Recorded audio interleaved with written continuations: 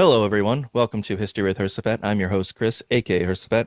Today, we'll be continuing our discussion of the decade that was the 80s with the year 1986. The views shared on this podcast come from your everyday, ordinary people. My hope is that it'll give a unique perspective on history. For future podcasts, we'll be doing years 1987, 1988. For those that listen to our podcast via Spotify, Apple, or Google, we also have a YouTube channel showcasing a number of top-notch videos highlighting some borderline funny moments from our podcast for your viewing pleasure. Don't forget to like, comment, and subscribe to the channel. Your support is greatly appreciated.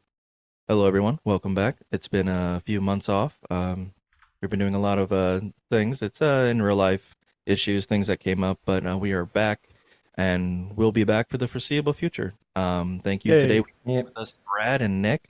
Yep. Yeah. Hello. Hello. Hello. Good to see you guys again. Well, sorry, good to hear you guys again. Right. It's good to be back. It's nice to hear you, Chris, loud and clear. Yeah, that's for sure. Well, I've always been there. Absolutely. Ridiculous. All right.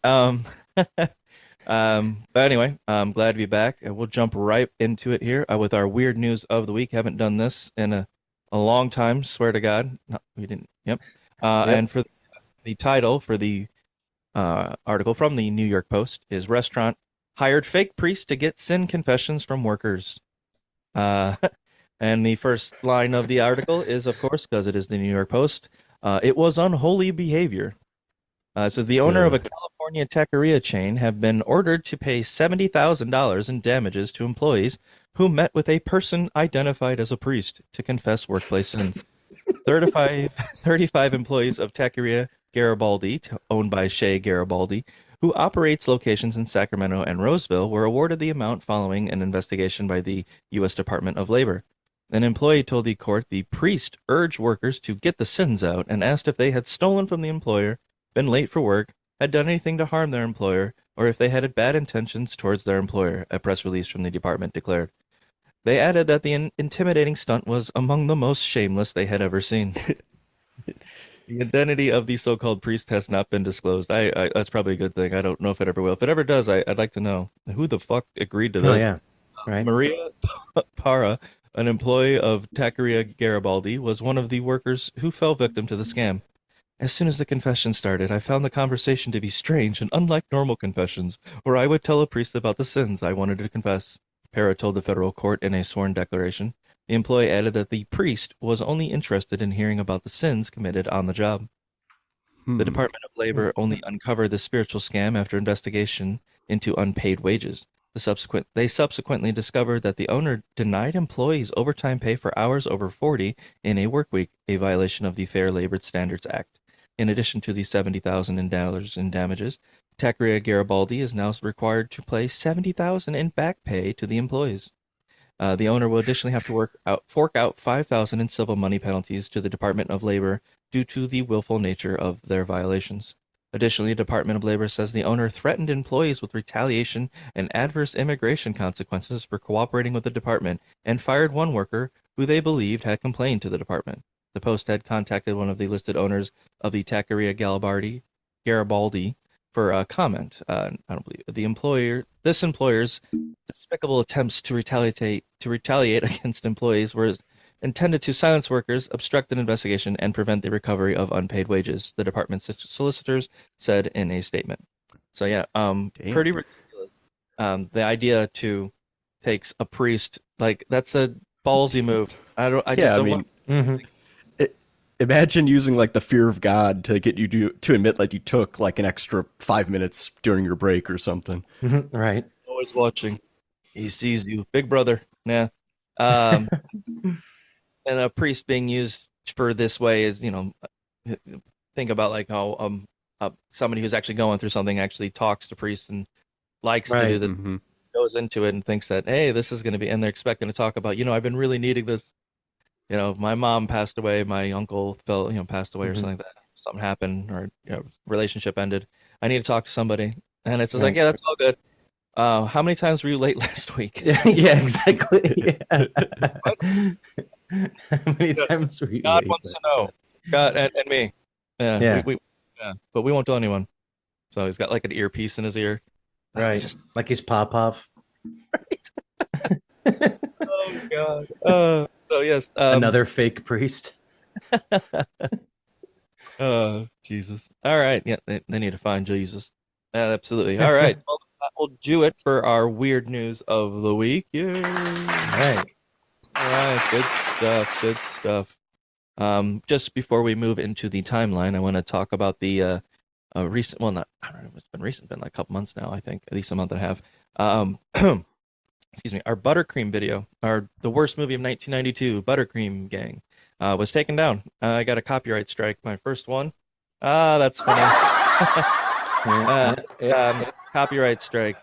So you won't be able to see that video anymore. It's been taken down. You can still listen to the conversation that we had in our review of the year 1992. It'll be in the worst section, so that'll be there for it. But the video itself is no longer up for viewing. We had a negative comment a week and a half prior to it getting taken down. I don't know if that's related or whatnot, but I figured I'd be able to fly under the radar because I just took literally the entire movie is on YouTube for free. So I was like, all right, well, if YouTube doesn't, I mean, what the hell's going on? I even gave like ownership to that video. I let people know like in the comments, hey, you can go see this video. This is the original where I got it from.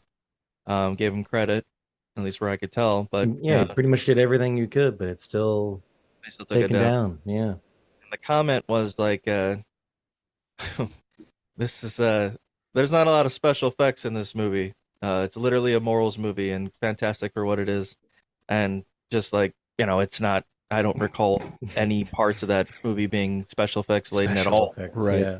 And huge fantastic explosions and I guess what's the moral message of that movie? Just like take what you need, give people, who knows? This person apparently hasn't seen too many movies. Right. Yeah. It's just a weird, you got all the time in the world to say, you get your comment, your first line right out the gate is something that has nothing to do with anything. That's par for the course. That is par for the course. I don't recall harping on, there's no special effects in the Buttercream Gang, so if that's what you're looking for, don't look here. Worst movie. Like, no, none of it. None of it. I made fun of the story. And mocked the cheesiness of it all, and laughed when Scott got the shit beat out of him. That was pretty much the gist of it. So, yeah. But yeah, no more Buttercream Gang. It's a sad day. It was a good one. It is. All right. Well, with that, we will move into our timeline of 1986. So, yeah, bringing it back, yay! Let's All do right, it. let's do it. And timeline of 1986.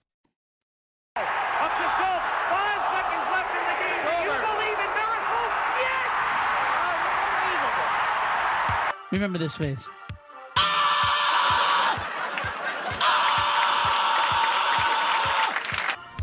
Good morning, everyone. There appears to have been a very serious accident involving the Space Shuttle Challenger. What you talking about, Will? Good evening. Millions of people mourned the tragic death of John Lennon today, the young and the middle-aged. There has been a nuclear accident in the Soviet Union, and the Soviets have admitted that it happened. The Soviet version is this. Where's the beef? Astonishing news from East Germany, where the East German authorities have said, in essence, that the Berlin Wall doesn't mean anything anymore. Afternoon, everybody. No! Mr. Gorbachev, tear down this wall. And on January 28th, Space Shuttle Challenger disintegrates 73 seconds after launch from the United States, killing the crew of 7 astronauts, including school teacher Krista McAuliffe. Due to the flight having the first teacher to go into space, the crowd watching the liftoff was filled with school children. Amidst the confusion of what everyone had watched was NASA desperately trying to salvage the situation. The event would become the biggest tragedy on American soil for the decade of the 1980s. NASA would suspend all space flights for the next decade, like the Kennedy assassination, O.J. Simpson arrest trial, and 9/11. The people who watched the Challenger explosion on TV or merely saw it on the news remembered where they were when they did. In much less depressing news, 4 days prior, on January 24th, the Voyager 2 space probe, under the Operation Backdoor Entry, makes its first contact with Uranus. Amazing. Oh, yes. What a joke. Yeah. Wait, what do you Won't say even that? dignify that with a response. Yes. Moving on. Well, that's okay. Yeah, go ahead. Just gonna power ahead. Just move on. I mean, that was a tragic. I wasn't. I think I was what was it? 20. I was 4 days old when this happened. I don't really have a recollection of it. So there's that. Oh, wait, no, I'm sorry. No, I wasn't even born. Sorry. John was 3 years old. He just turned 3 on that. That's John's third birthday. Happy birthday. So yeah, incredible. Yeah, I wasn't even born yet, so I have no idea. Like, yeah, neither was I. So there's not much to say about it. Then I mean, there's a fantastic documentary. Well, it's interesting, I should say, at the very least, on Netflix about how shady they did everything, how they knew things were wrong with it, and how there are numerous instances of like, this isn't right. This is like literally, it's blowing a hole through the side of one of the fuel tanks.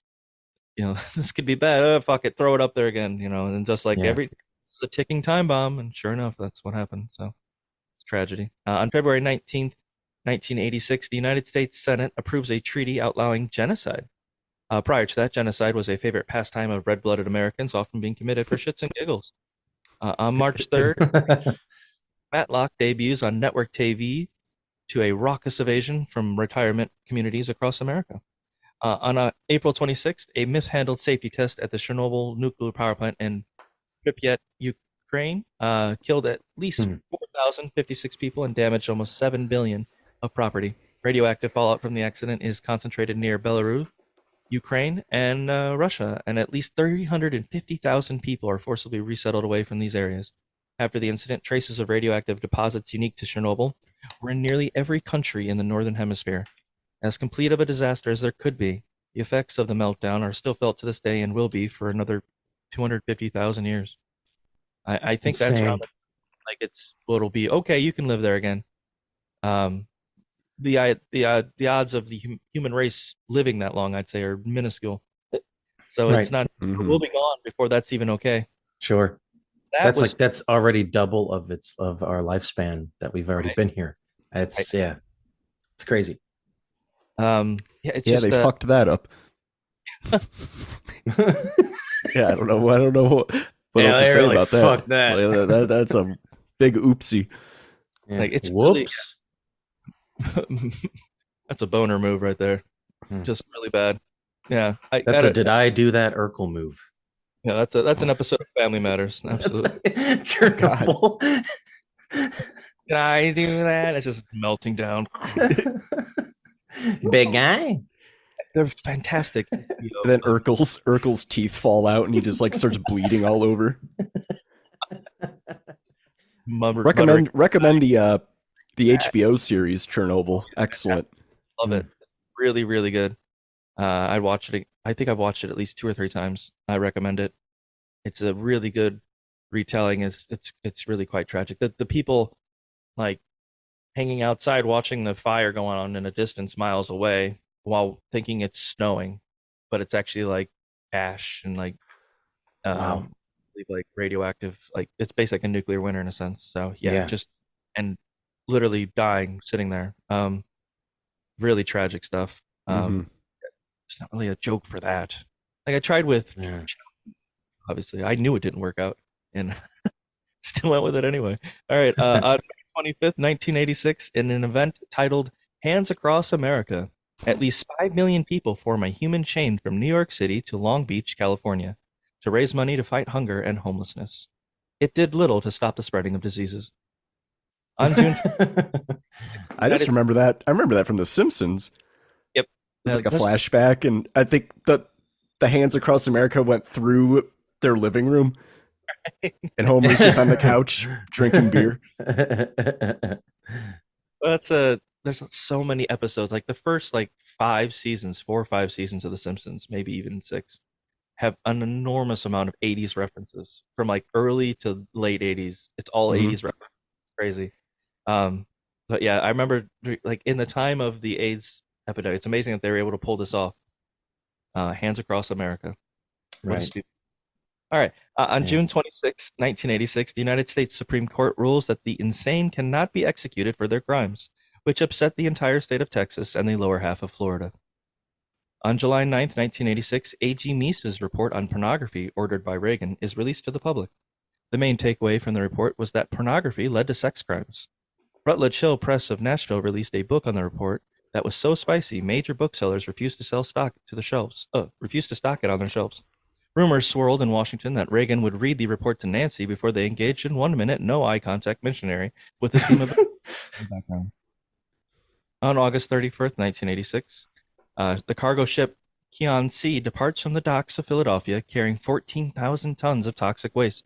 It wanders the seas for the next 16 months, trying to find a place to dump its cargo. The waste is later dumped in Haiti, as no one could tell the difference. Jesus. 27th, 1980. That's not very nice. Well, literally got dumped in some third world country because they have no way of opposing it. Is really right, and everyone else there suffers, and it's much, much worse. Yeah, I mean, they could have dumped it in I don't know. Let's do Gary, Indiana. They dumped it in Gary, and no one could tell. There we go. Okay, fair enough. Yeah, there you go. Yeah. On September 27th, 1986. A tour bus carrying the heavy metal band Metallica crashes in Sweden, killing their influential bassist Cliff Burton. Metallica would go on with their career after hiring Jason Newsted to play bass in Cliff's place. Jason's presence was immediately felt on Metallica's next album, And Justice for All. Man, that's a good joke. On October 11th through the 12th, Ronald Reagan and Soviet leader Mikhail Gorbachev meet in Reykjavik, Iceland, to continue discussions about scaling back their intermediate missile arsenals in Europe. The talks ended in failure due to Gorbachev demanding Reagan abandon his Star Wars initiative and Reagan insisting it stay in place. The world could have been infinitely closer to complete denuclearization if these two could just have agreed. But thanks to George Lucas and his space opera, the world would continue to edge towards self-destruction. On November 21st, 1980... And it's still doing it because of his space opera. Blame Star Wars, that's what it is. Yep. On November 21st, 1986, National Security Council member Oliver North and his secretary Fawn Hall start shredding documents implicating them in selling weapons to Iran and channeling the proceeds to help fund the Contra rebels in Nicaragua. It was of no concern, however, to the other staff members, as this was a common occurrence during the Reagan administration's Casual Fridays. Casual Friday. On December 17th, Richard the Iceman Kulinski is arrested during a sting operation by New Jersey AG office and the ATF. Kulinski would get the nickname Iceman after one of his victims was found frozen in an attempt to conceal the time of death. Kulinski would proclaim his innocence throughout the trial, but became increasingly harder to do, with the numerous videos, pictures, and recordings of the Iceman telling his friends and family of his misdeeds. His book, How to Kill Someone and Hide the Body, was particularly incriminating. Detectives later then Richard the Blabbermouth Kulinski. And that will do it for 1986. Literally a tragic year. I mean, really. Yeah, a lot of bad shit happened. Yeah. April, so close to really watch that Chernobyl miniseries on HBO. We came incredibly close to the entire world being affected. Imagine that would have been it. I was 2 days old and that was it. It's I don't know. It's all this bad shit happened and then I was born. I don't know if there's a correlation there. Maybe I'm some kind of antichrist or something. I don't know. No, I that's some arrogance. That's what that is. Yeah. Okay. Yeah, you're right. Holy shit. That's profound arrogance, isn't it? I need to work on that. Sorry. Think about when Nick was born, the Soviet Union fell. That was the last day of the Soviet Union. So maybe he's the antithesis to your Antichrist. You guys are one takes out the Soviet Union, one tries to take out the entire takes out the Soviet Union, yeah. The Germans couldn't do it. I did just by being born in Yeah, you showed those stupid Germans. Right. Yeah, how dare they? Damn you Germans. All right. Well, thanks guys. Thank you. We will now move into one of my favorite parts. Entertainment section of the podcast with movies of 1986. I am your father. Fuck you, asshole. Inconceivable. That's right, boys. It's Dr. Venkman. When this baby hits 88 miles per hour, you're gonna see some serious shit. Nice fucking model.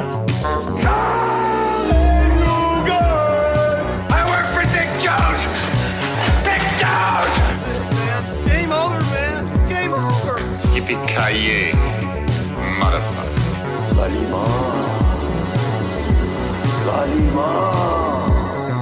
Here's Johnny. And for the top 10 movies in terms of gross for the year 1986, number 10, we had Down and Out in Beverly Hills. Who's seen that movie? Have you seen that movie? Never even heard of it. Beverly Hills? Down and Out in Beverly Hills. Have you seen it? Oh, Down and Out in Beverly Hills? No. No? Neither have I. Don't even know what the hell. Right. I think I've heard of it, but I've never. I think it's it just sounds. I can't remember. It's one of those things I judge entirely by the cover and never bother. I can't speak on it. It was the top 10. It made number 10. In 1986. If that's something that appeals to you, Down and Out in Beverly Hills may be okay. It may be horrible. I don't know. I get a feeling it's probably horrible. But number 9 is much more influential, or at least memorable. At least Ferris Bueller's Day Off was number 9. Oh yeah, Bueller's Day Off. Now, if I'm not mistaken, this was filmed in Chicago, right? Matthew Broderick, he's the Ferris. That is correct. Right. He's faking being sick and basically uses his computer to change his grades and eliminate his missed tardy days and just does whatever he wants. And he kind of goes on this run with his friend Cameron, whose father cares more about his car, I think it's a Ferrari, I believe. Yeah. Than his own son. And there's a whole thing. And Ferris's girlfriend, they all go together and they have this crazy fun day off where he's basically scamming people. And, he thinks he runs into his dad in traffic and tries to hide from his fact that it's his dad, so he don't see him. Oh, and yeah. Trying to find him like the entire day. And he keeps thwarted by Ferris. And what's that song that plays at the end when he's running through everyone's yards? It's very familiar. I can't remember the name of it. Is it the Couldn't Oh tell Yeah you. song? Yeah, it's the Bow Bow. Oh yeah. Yeah. The day bow bow. Yeah. Chicka chicka. Yeah. Oh yeah. Bueller's Day Off. So, it's a good movie. It's a John Hughes film, I'm pretty sure. I've seen it a handful of times. It wasn't bad. It's not like a favorite of mine necessarily, but if you haven't seen it, it's worth a watch, I'd say. What do you guys think? You ever watched it? It's worth one watch. I don't really care for it that much overall. Right. I think it's a product of its time. If you were in the 80s, you'd really love it. But, I just think Ferris Bueller is just a kind of a prick. Yeah, I get that. Kind of annoying and smug, full of himself. I caused our world to collapse. Yeah, I get it. I remember back in the day, Esteban said that at the end of that movie was a lot like me and John trying to race home to play World of Warcraft because we shared one computer. And he's racing home from work and I'm coming from school, And that joke was just so funny. I'll never forget that. Yeah, that's good. Yeah. Reminds me of another Simpsons. The Simpsons can be referenced so much. Where Always. Bart steals a video game and he goes to change that tape on the answering machine. And you see Bart. Yeah. He's like, gotta replace that tape, gotta get that tape. And you see Homer driving, gotta change Maggie, gotta change Maggie. And he's driving, they're both like racing against each other. And then Marge, is Lisa at Camp Granada? So good. Hello, mother. Yeah. Oh yeah, it's good stuff. But yeah, Ferris Bueller's Day Off. Anything? I mean, I'd say it's worth at least one watch. Yeah, sure. People like the favorite movie, and you could do worse. For number 8 in top 10 movies, top grossing movies of 1986, number 8 was a Ruthless People. I've never seen that film. I don't even know what that is. Yeah, I never even heard of it. Looked it up, but it's. We talk on movies for so long, we have a lot. So I'm just going to move on. Number 7 was The Color Purple. I know Whoopi Goldberg was in that movie. I think Oprah was in that movie too. Spielberg, right? Spielberg? I don't know. Maybe he didn't. I think so. I'm pretty sure. But I believe that's what won Whoopi Goldberg an Oscar. I think. Oh yeah, it is. It is Spielberg. Weird. Yeah, I think it was either Whoopi Goldberg. I think it won her an Oscar for The Color Purple. Right. I think it is based off a book too, so I hear the book's pretty good. I'm not mistaken, that's the right one. Okay, but reading the synopsis, it's like that's like Spielberg. Yeah. Like kind of like a Schindler's List, like more of a serious sort of thing. For sure. All right. Number 6, in terms of gross, the number 6 highest grossing movie was Star Trek 4: The Voyage Home. Star Trek is still going strong. 80s, yeah. That movie's awesome. Wow. That's the one where they go to San Francisco? Where they what? Is that one where they go to San Francisco? Yeah, they go quote unquote back in time to the present day. And it's just them from the future dealing with the 1980s.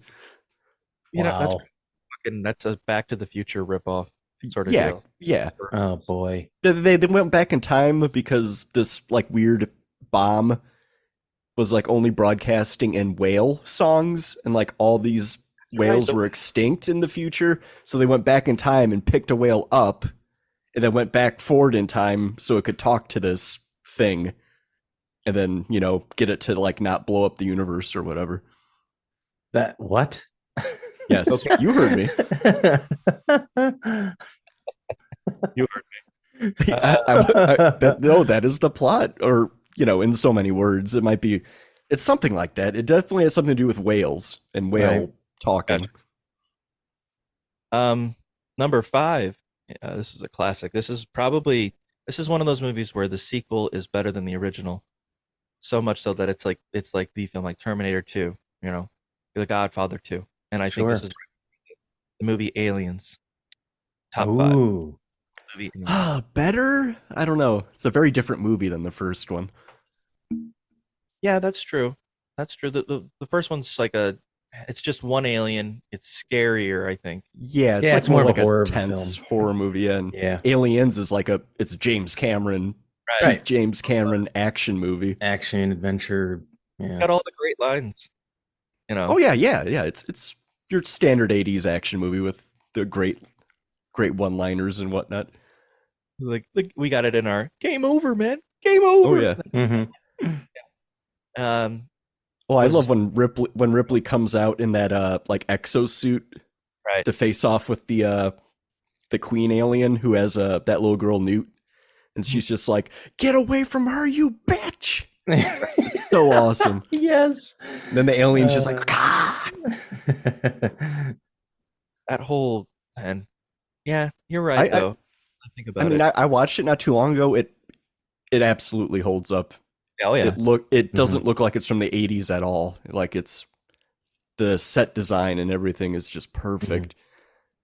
And fun fact, that movie came out on my birthday. Really? It came out on July 18th, 1986. Well, then you could say you were the reason for Aliens too. Yeah, I guess I could. The destruction of the planet? Yeah, aliens. I like to imagine like my dad wanting to see it that day. Like he's going to go with his buddies and get all fucked up. And then my mom goes into labor and my dad has to be like, "Oh, sorry guys, my dumbass kid is being born." All right. He's going to come out here. I was going to say, I'm surprised he didn't name you like Xenomorph. Hey, that's funny because much like an alien chest burster, I was born a cesarean. So oh really? Yeah. All the pieces fit. Yeah. So when you leave a house, you go out the window? That's right. I go out my patio door and hop my little fence. There's Brad. Just use the door, man. No, I can't. Oh god. No, I really like Aliens. I think it's a fantastic movie. Oh yeah, it's great. Alien's really good too. Alien, one of the things that you can tell. What did that come out? 1979 or something like that? Yeah, something like that. I don't recall. I would definitely, or maybe it was 80. I definitely would have mentioned it. I don't remember if I did. But like at the end of the movie, when the alien gets sucked out the ship, and it's just like this cheap plastic or like guy in a suit. Like, oh yeah. Well, even that first encounter with the alien, when it's the two dots coming at each other, and then the guy sees the alien. It's just a guy in a rubber suit, like outstretching his arms. But in Aliens, they're fucking awesome looking, like the animatronics that they must have built for that. Yeah, and just and that's another thing is like with sequels, they always have to up the ante, as you should, right? And in the first one, it's only one. In the second, it's like 1 million. Or not many, but it's a lot. It's a lot. So yeah, and the fact that one took out an entire crew, it's so dangerous. How are they ever gonna? And they seem to do just fine. In a sense, they all pretty much die. They all pretty much die right away, except for a few people. But spoiler alert. But no. Yeah, well, all right. You haven't seen it by now. I mean, It's statute of limitations on that, and I think we've already passed it. Oh, definitely.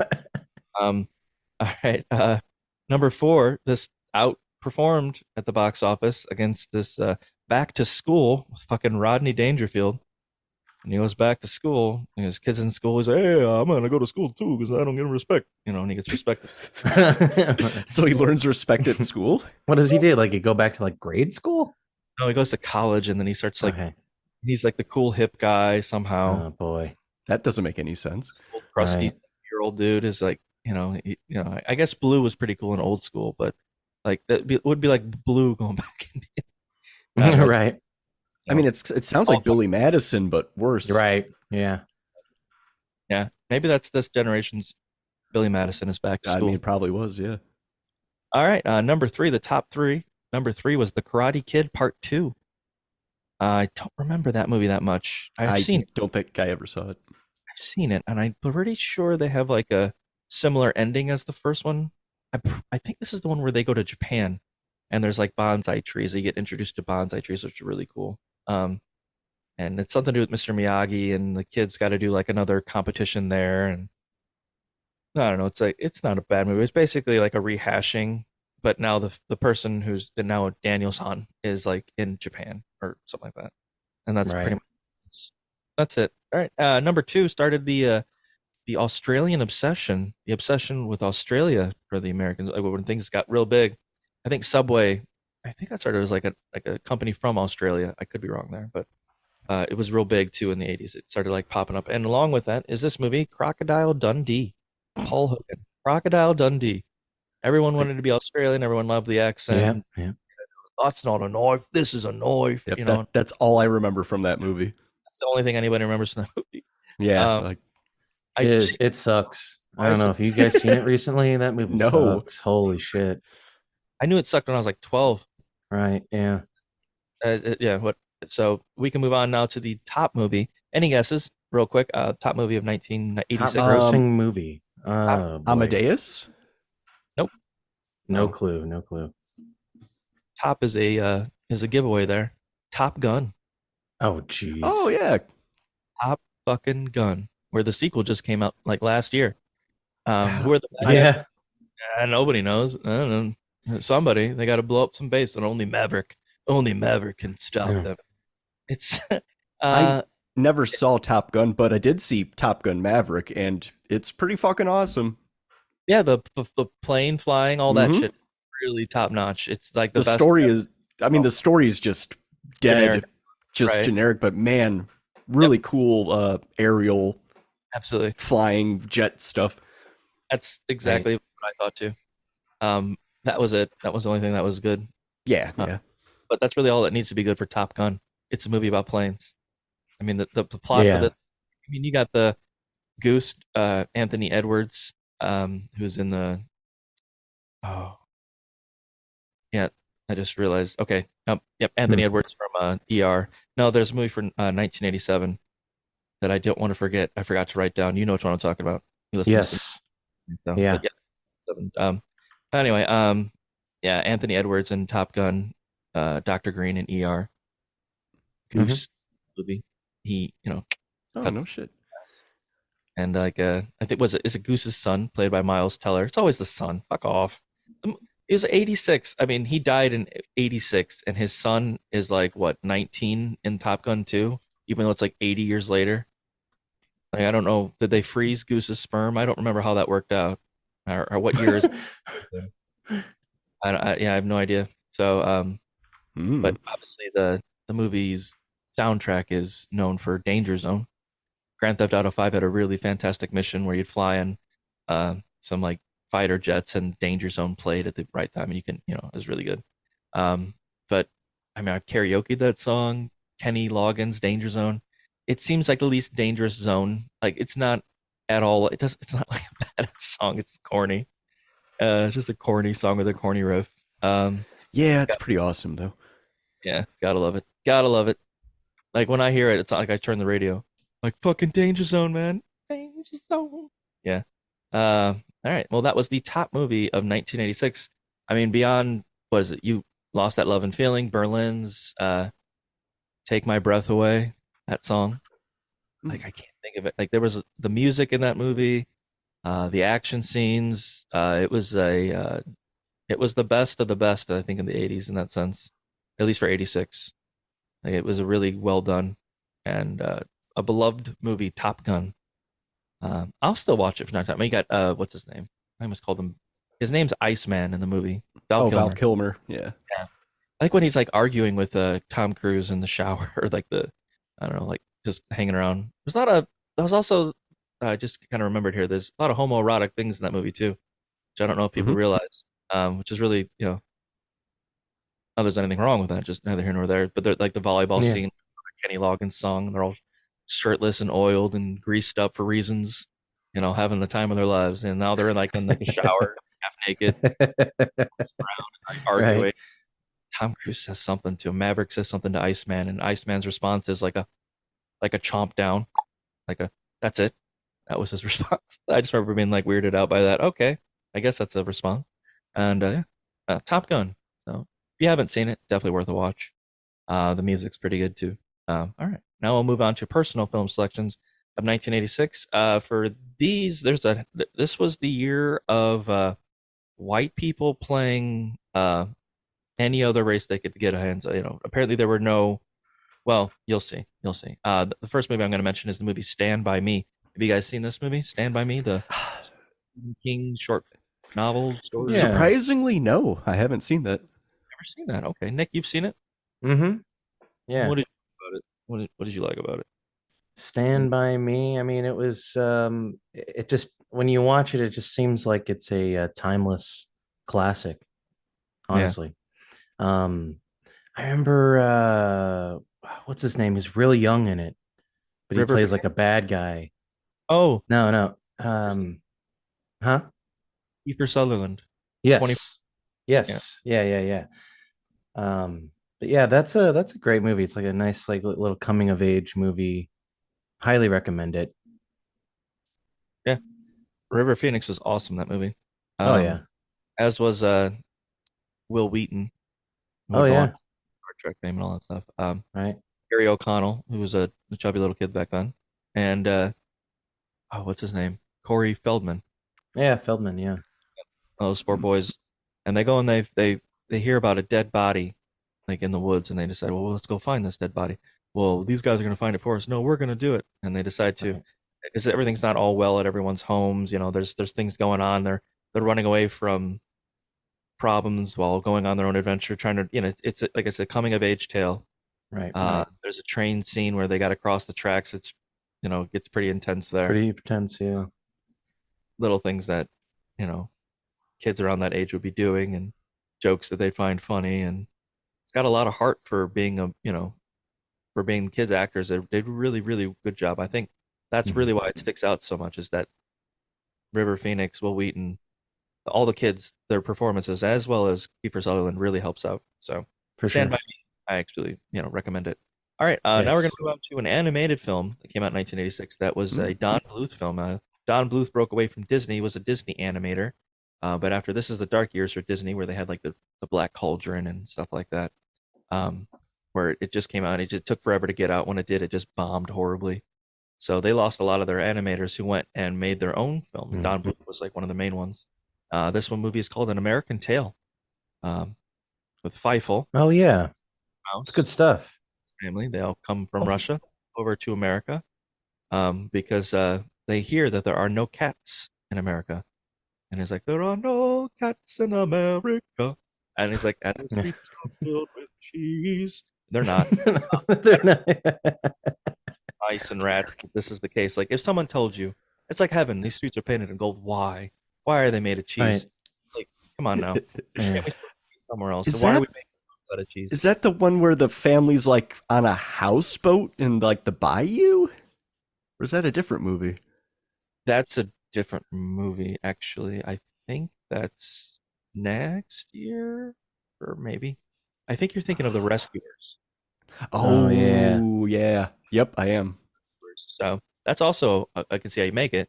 I believe that was an older movie, and I'm pretty sure Don Bluth was an animator on that film. Maybe he's got a thing for mice. I don't know. But I may have never seen this one, but I did watch And American Tail Feifel Goes West a lot Yes. when I was a kid. Oh yeah. I love that movie.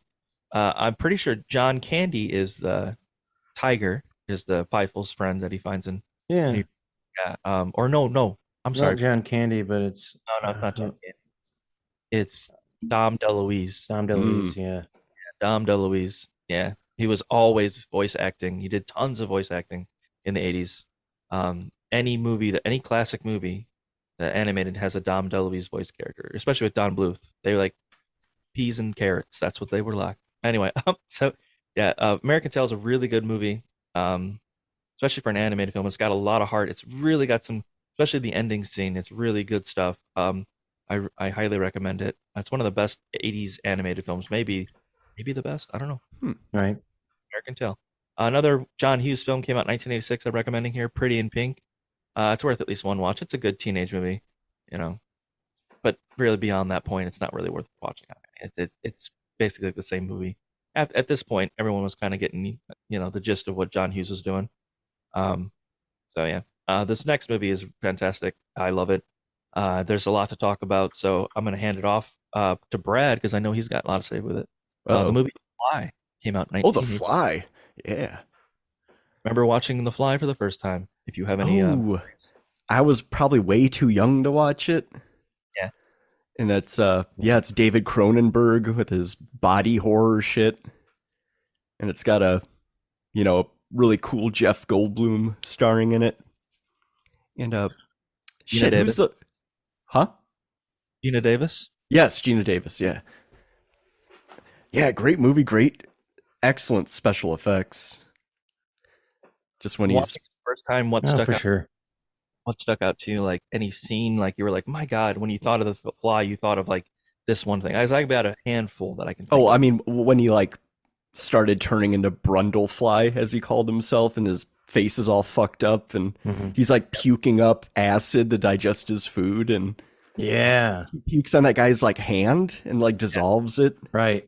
And he's like just like looking at him like a fly would, like all jittery, and watching it like melt his hand. And what really fucked me up is the ending when he gets like fused with the teleporter itself. So he's like half fly creature and half like mechanical teleporter. and Gina Davis has the shotgun and she approaches him, and then he grabs the shotgun and puts it up against his head, like, kill me. Like, please kill me. Yeah, man, that movie's fucked, man. It is really awesome. Oh yeah. Nick? I like I said, I mean, Brad pretty much said some of the great stuff, but I mean, another thing that sticks out to me is always like when he is like just ingesting so much sugar. Oh yeah. Just like constantly, and he's just getting more jittery, and like it's just this really, it's the practical effects are incredible because it's just he just looks sickly, but also at the same time he's it's his experiment, so he's into it, like he it's kind of it's not really worked out in a sense, it's just it's the product of his invention, basically. So he's like obsessed with it, and he just basically obviously near the end he's done with it, but he's satisfied. Yeah, it's pretty cool. Pretty sweet movie, but it's one of those like crazy monster transformation movies, kind of like Tusk. That's very true. One's being forced on a guy, one is the result of an experiment gone wrong. Yes. So for The Fly, for me, when I first watched The Fly, I'm not saying anything about Tusk.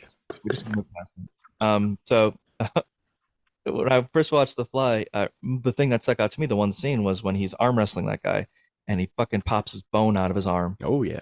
Like, oh God.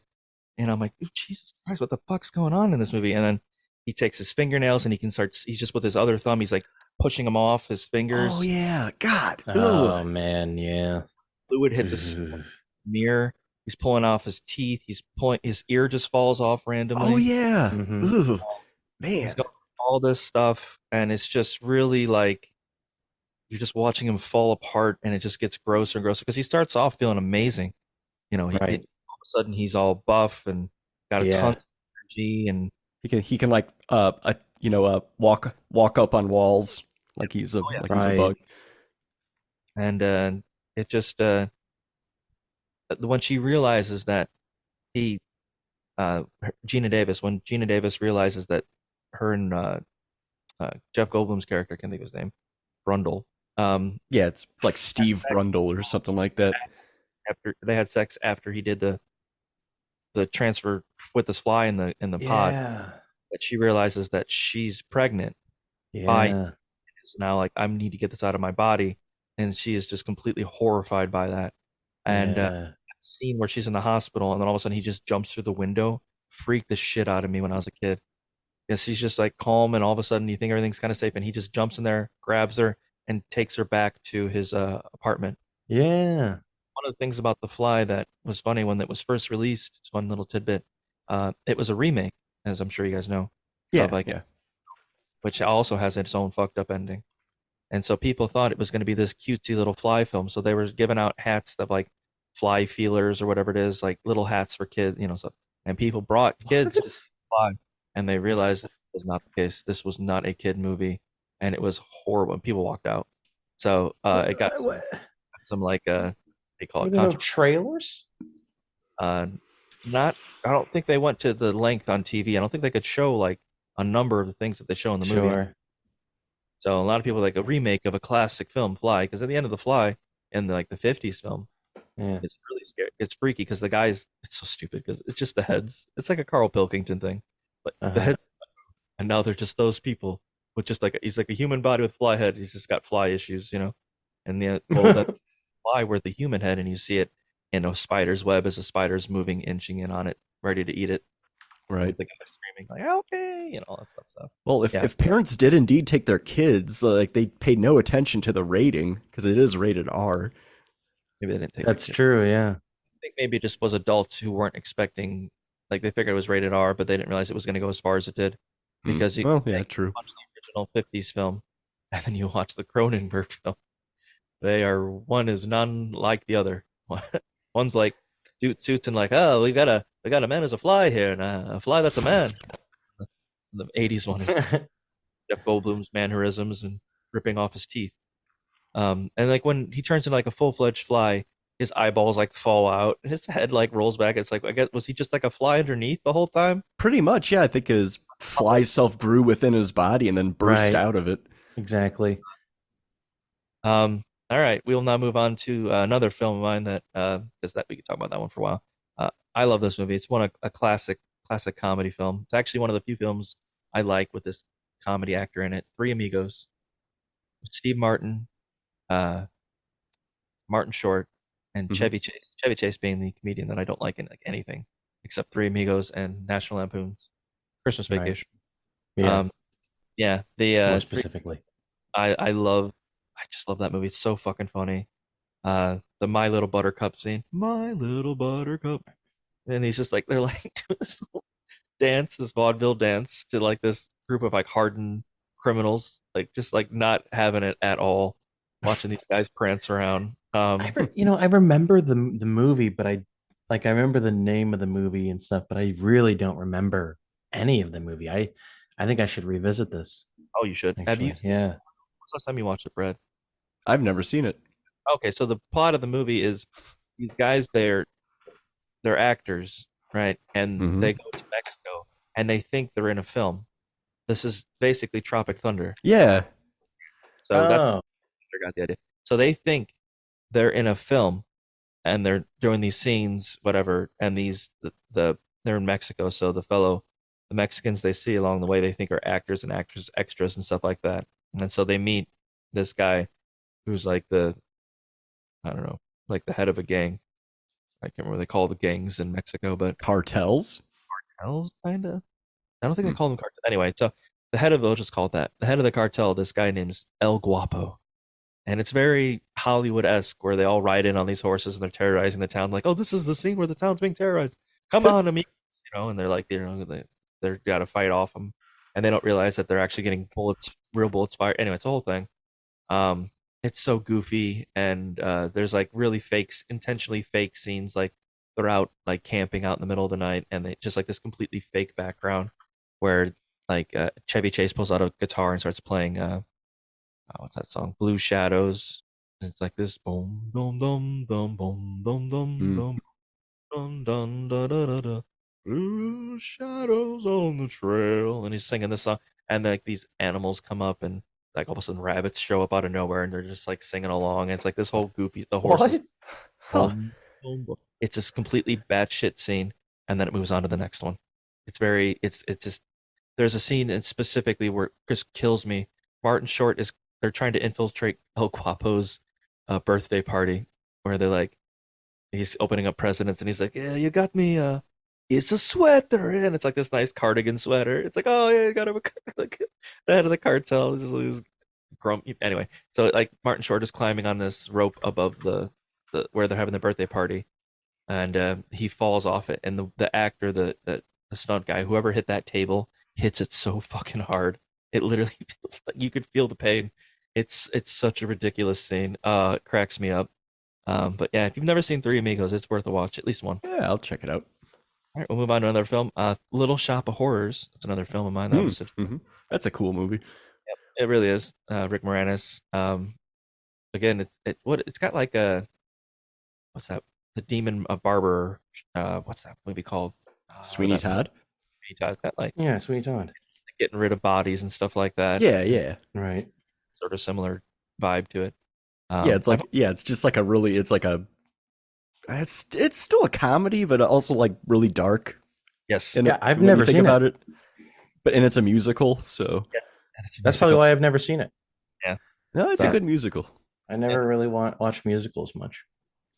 Move on to another top movie, or at least a personal film selection of mine that I think is like one of my favorite Disney movies of all time. It's The Great Mouse Detective. It's one of the first movies I ever watched in a movie. Dude. Great Mouse Detective. Now, the voice actor for the villain and the voice acting for the Great Mouse Detective, Basil of Baker Street, they do a phenomenal job because the animations, it literally feels like the person is saying. It's like how they did with Robin Williams when he just goes off and they make the genie and then he turns into all these pop culture, but they don't have that with these guys. But the animation literally looks like that's exactly how that guy would sound. And like every subtle little thing that they do, the animators were perfect with it. It was really good. It's a darker film. It is dark, yeah. In the daytime, it's all at night. It's always raining. Right. Mm-hmm. And also the bad guy, like the main bad guy, Radigan, and his hooligans, they're like drinking and smoking and gambling, and they're like at like a vaudeville show of like, like the ladies that are like dressed a little like skimpy and like dancing to like a piano and all that stuff. That's Oh yeah.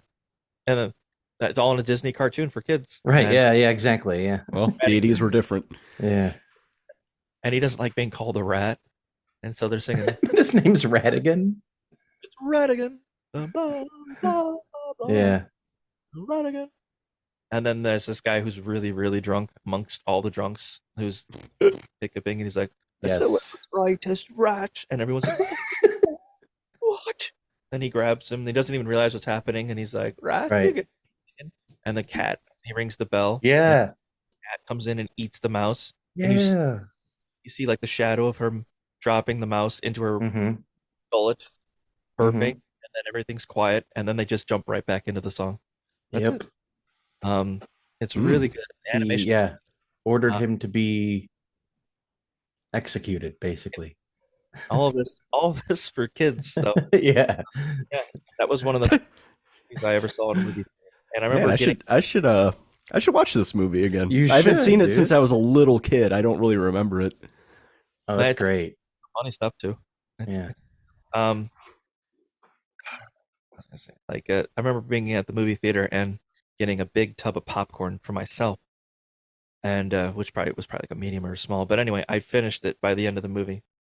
Like I literally watched it, just sat there and ate. It was a good time. Wow. Yeah. Now another top personal film of mine, personal film selection of 1986. Only got a few more here. This movie God, it's a comedy horror film. More on the comedy than the horror.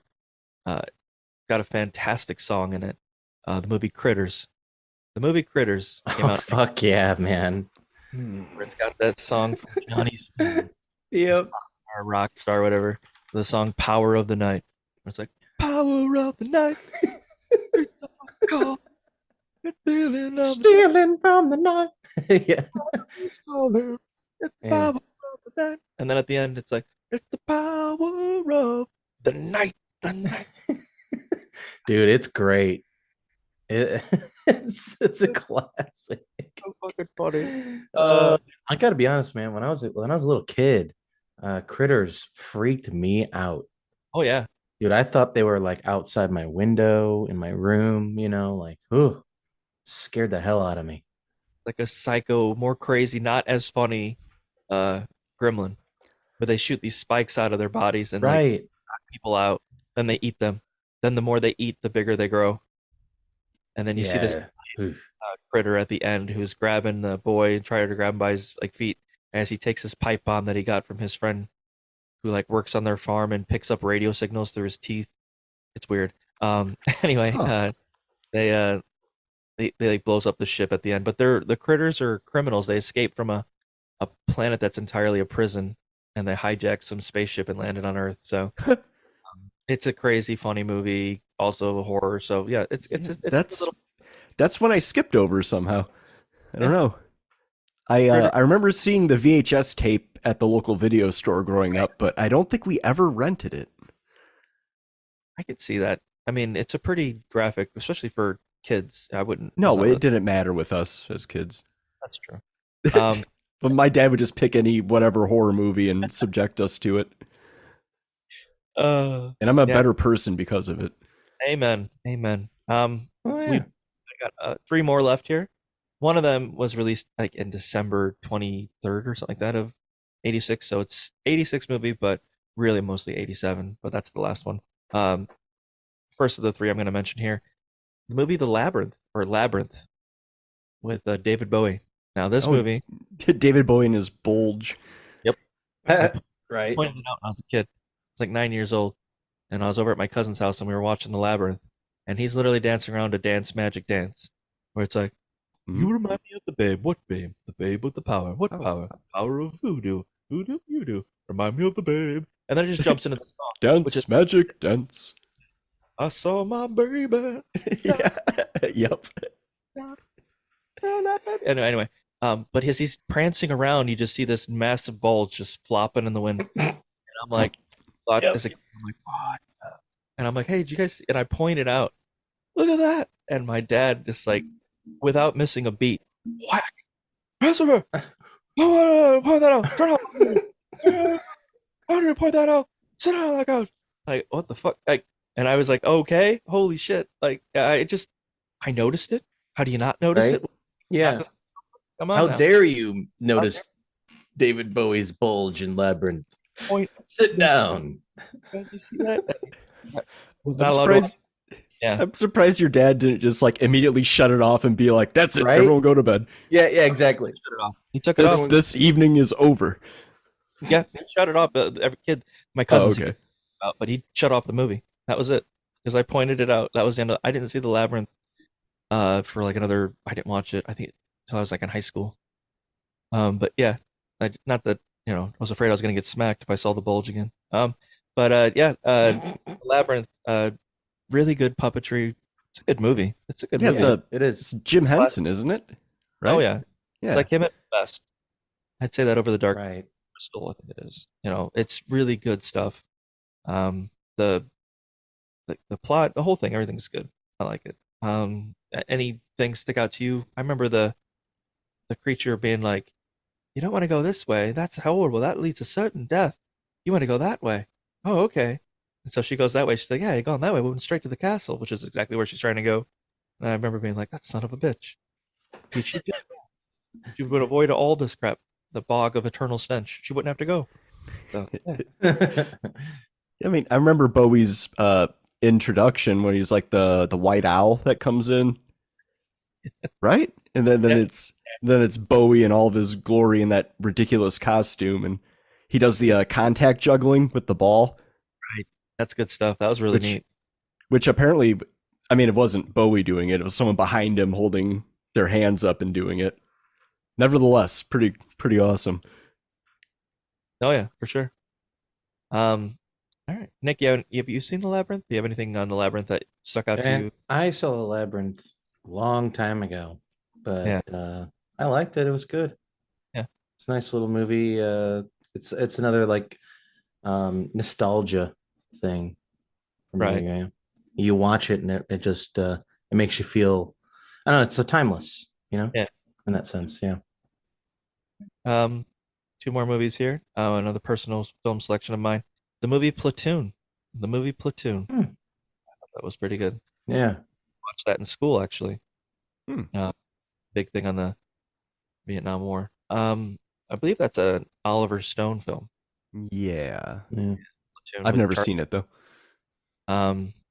It's got some pretty harrowing scenes. It's I think there's a mixture. It's between that and Born on the 4th of July. I get kind of mixed up, but I know that's a scene where they're like, I'm pretty sure it's Platoon, where they basically just gun down an entire village.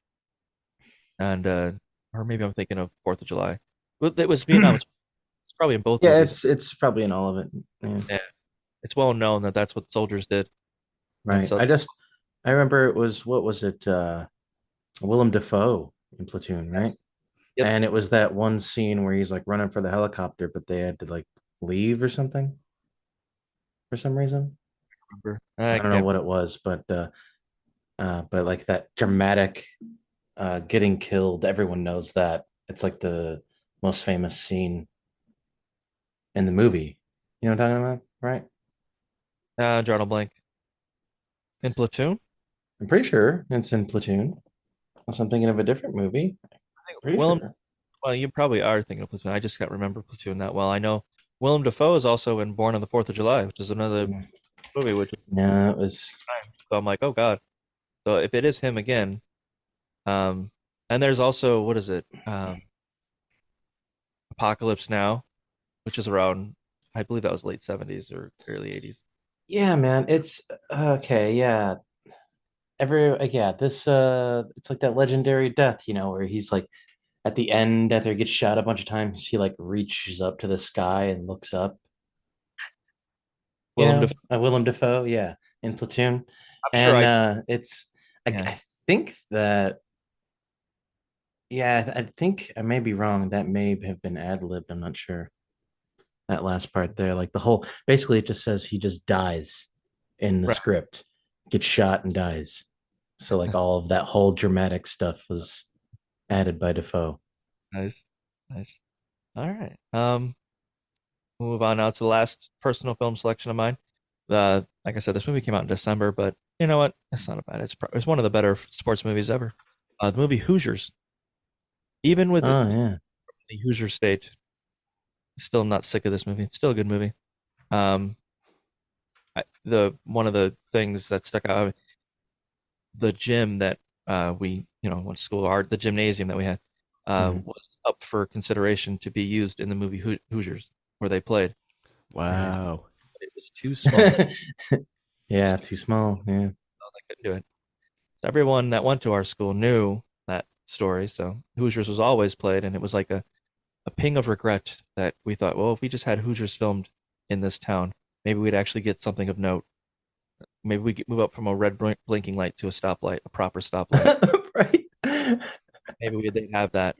Maybe we get a grocery store, like a proper grocery store. Hour for 3 days. Right. Mm-hmm. Yeah. Maybe if only Hoosiers had filmed here. But a classic sports film. I believe what's Granny Shot popularized, if I'm not mistaken, because I'm pretty sure that kid shoots with a granny shot because he can't do anything else, but he makes the 2 free throws that were necessary to get him tied, I believe, or maybe win the game. I can't remember. But if you haven't seen Hoosiers and you like sports films, even if you don't, you probably like that. It's worth at least one watch. I rate it better than Rudy. I actually rate it higher than most sports movies. I think it's actually pretty good. Hackman, Gene Hackman is the coach. I can't remember the name of the guy's name. He plays an alcoholic. He's the assistant coach, and he's the father of one of the kids on the team. But he shows up to the game pissed drunk and gets arrested, and he has issues, but it comes through because the main coach gets kicked out because Gene Hackman just goes nuts on a ref, and the ref's like, "Get out of here." So now the coach, who's pissed drunk all the time, has to coach the kids, and he's got to sober himself up, and he ends up doing something really well, and they win the game, and now he's changed his life. So it's got corny little stuff like that, but it's the '80s, so it all worked out. It's still a good movie. I think it holds up. All right. Now we move into our worst movies of 1986. Good Lord. And like I said, this is the year for white people putting on brown face. The first movie, the worst movies of 1986, Short Circuit, not necessarily brown face per se. It is brownish. This movie is about a government robot that escapes, becomes like self-aware, and doesn't want to be destroyed, and needs input all the time. You say needs input. Johnny Five. Yeah. Yep. Johnny Five. Oh yeah. Relationship with a woman, and they dance in the living room. She's like half naked. I don't know if anything happened, but she needed input. I guess that's what was going on. And he couldn't provide. But in that movie, there's the actor Fisher Stevens. Oh yeah, he's in Succession, right? Yes, he was in the movies or the show Succession. He was the main villain in the movie Hackers, which is a terrible movie in the 90s. I believe it made my worst movies list. Let's see. Yeah, he plays an Indian fella, and he has a terrible Indian accent. It just everything is just overtly racist, and it's so bad. He plays that guy then in Short Circuit. Yeah. Oh Jesus. Yeah, I just remember being like, "Oh man, I'm getting a Woody," like that sort of thing. Yep. Like, holy shit. Yeah, man, it does not hold up. No, it doesn't. And the funny thing is, or I guess if this is funny, but the thing is that there's a Short Circuit too, and he reprises the role. No, he doesn't. It's so this bad. Son of a bitch. Fisher Stevens goes back out for again and does it again. So yeah, that was doubles down on it. Yep. I don't know why. Career, take the parts you can get, I guess. Do whatever. Was that or porn? I guess for Fisher Stevens. So yeah. One of the worst movies of the 80s, at least, if maybe not all time. The movie Soul Man with C. Thomas Howell, a heartthrob actor, kid actor from the 80s, who was in The Outsiders and whatnot. Plays a kid who isn't good enough to get on his college basketball team or something like that, or get into it. So he decides to do blackface so he can get like affirmative action and be placed on the basketball. What? Holy shit. This is a movie? Yeah, it's called Soul Man. Soul Man. The movie Soul Man. And so he does blackface, but he does it like he looks like almost like Fisher Stevens from Short Circuit. It's like they didn't go full like old. This looks bad, dude. I'm looking at like the images and holy shit. Yeah, it's one of the worst movies of all time, and it's so racist. Like throughout the entire thing, there's nothing but stereotypes throughout the whole movie. The 80s were a wild time, man. Is crazy. I couldn't believe it. Like it made me laugh at first because it's so ridiculous. Yeah, right. It is. It is absolutely awful. This isn't like who thought this was okay. It's like other than laughing at it, I don't know what else I can do. This is just a shitty, stupid idea. I mean, it's got to be what Tropic Thunder was kind of making fun of. I think probably Robert in a Downey sense, Jr.'s yeah. character. Yeah, probably making fun of stuff like this. This movie was one of those where like we're gonna try and make it serious, and it's just not. It's just really bad. They're trying to make a comment maybe on life as a black man in America in 1986, but no, it's just really bad. Another worst movie of 1986. Sly might not like this. Rocky IV. With Ivan Drago. It's easy to go. And Rocky goes to Russia to get a tan and work out with logs. And Ivan Drago uses like state-of-the-art workout equipment where he punches the average boxer punches for 800 psi. Drago punches for, and then he punches it, and it's like 2,000 something, 2,200, 1,800, or whatever the number was. And he's like, what is that? And the reporter's like, what does this mean? And he's like, what that means is whatever he hits, he destroys. And then it's like, dun, dun, dun, dun, dun. And it looks at his, Oh my God. Are you kidding? That's awful. Apollo Creed gets his up, you know, what do you call it? Gets his up and coming, what do you call it? Comeuppance. That's it. Yeah. Apollo Creed gets his comeuppance by getting killed in the ring by Ivan Drago. And he's just like, fight him, Balbo. I'm going to fight him. I can take him out. And if he dies, he dies, and he kills him. You know, it's just ridiculous. Okay. So this is the one that has the robot made. Oh, this is the Moro. Okay. Yep. For Paulie, which is the most fucking insanely. I don't get it. So, why is there a robot in this movie? Short Circuit, maybe? I don't know. So Paulie and the robot maid get it on, and Short Circuit, Johnny Five and that woman too. So something about sex with robots. Yeah. The funny thing is that this isn't even like we've mentioned Short Circuit, Soul Man, and Rocky 4. It's not much better. I mean, it's so bad already. I can't believe either of those could be number one. Right. And another one, I mean, Rocky 4, it's the same old tired trope. He wins in the end after overcoming an obstacle. One of his mentors dies, just like in Rocky 3 with Mickey. In Rocky 4, it's Apollo. And there's a robot, though. There's a robot. Yeah, and in Rocky 5, it's his wife. It's Adrian. It's just every movie someone gotta die in this one. You just kill him. Why doesn't Rocky die? Just kill Rocky in the first one. That would have been the best movie ever. Rocky 2 is good. Rocky 1's excellent film. Rocky 2 is a good film. Rocky 3 it was good, but it had its moments of just ridiculousness. I pointed that out with Clubber Lang.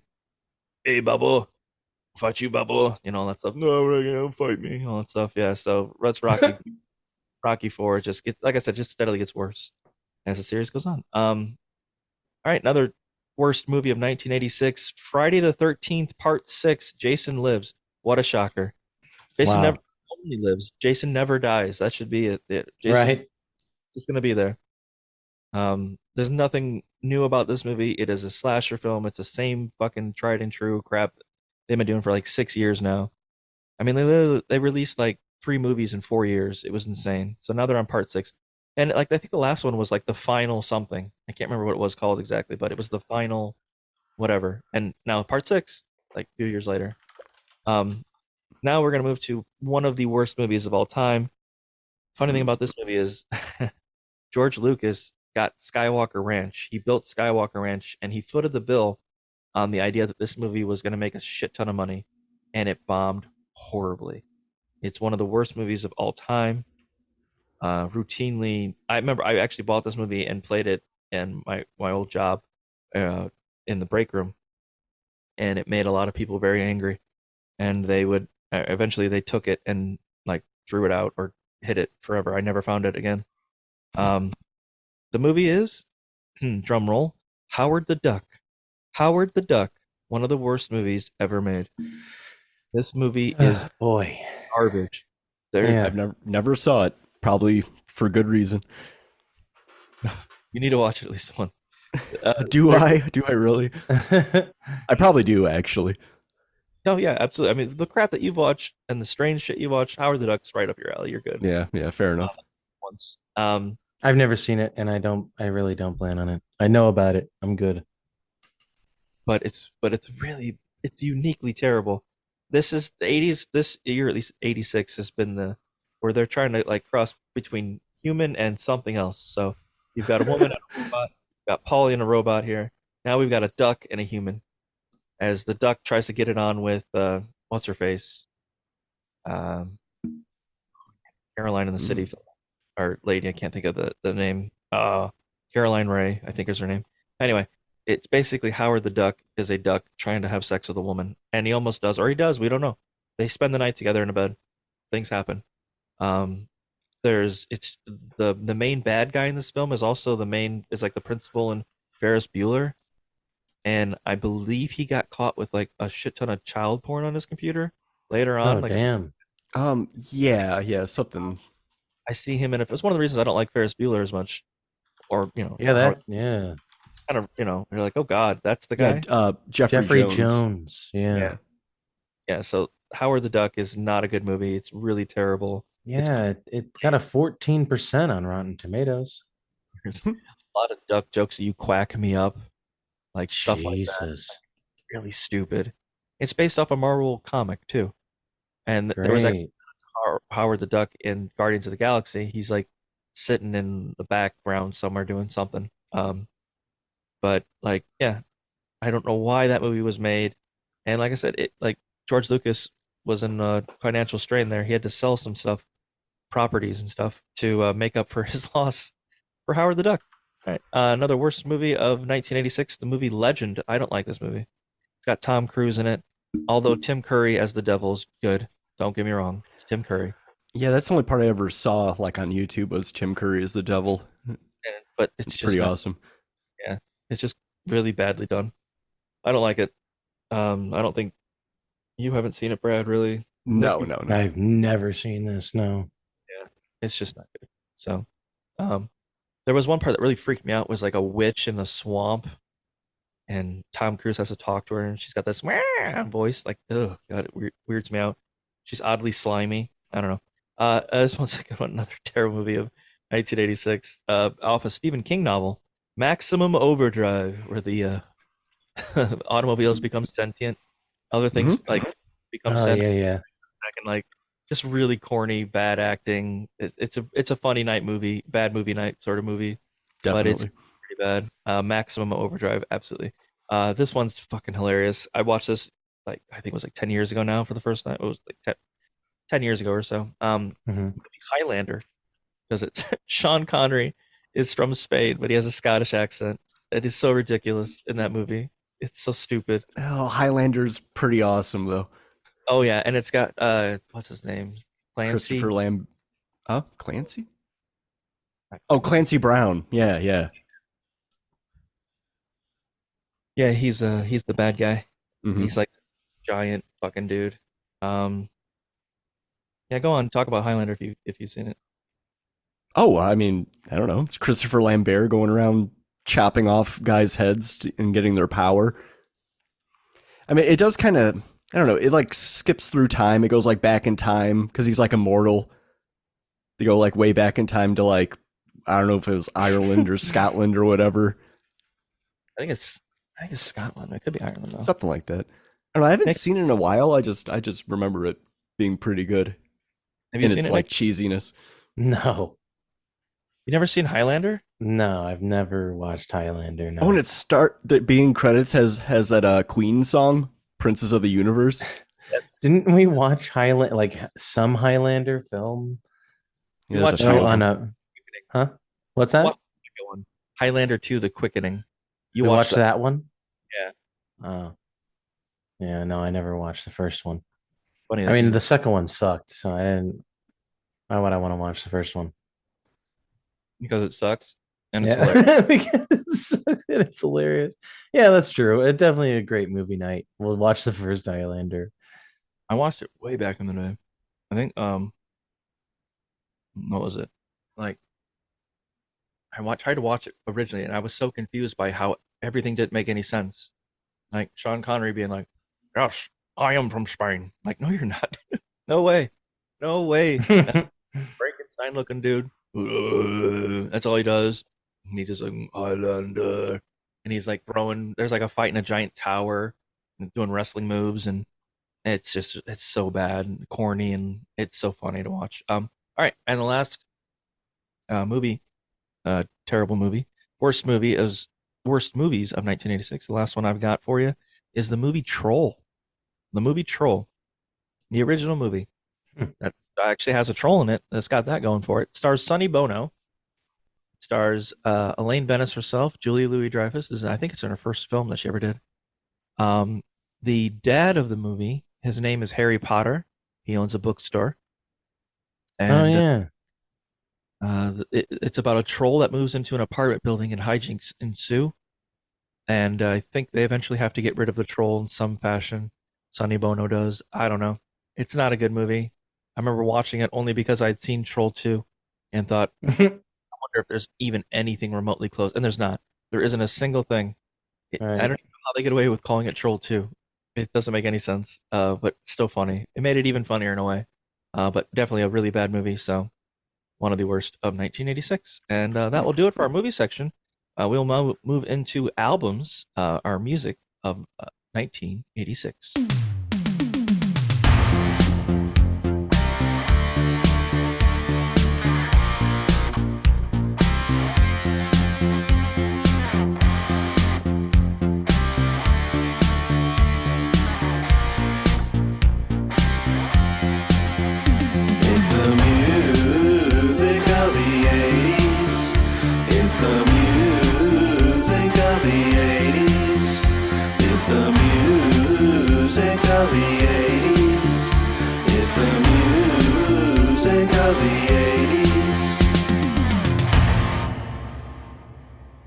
And for music of 1986, albums that went number one, Whitney Houston's debut, Whitney Houston.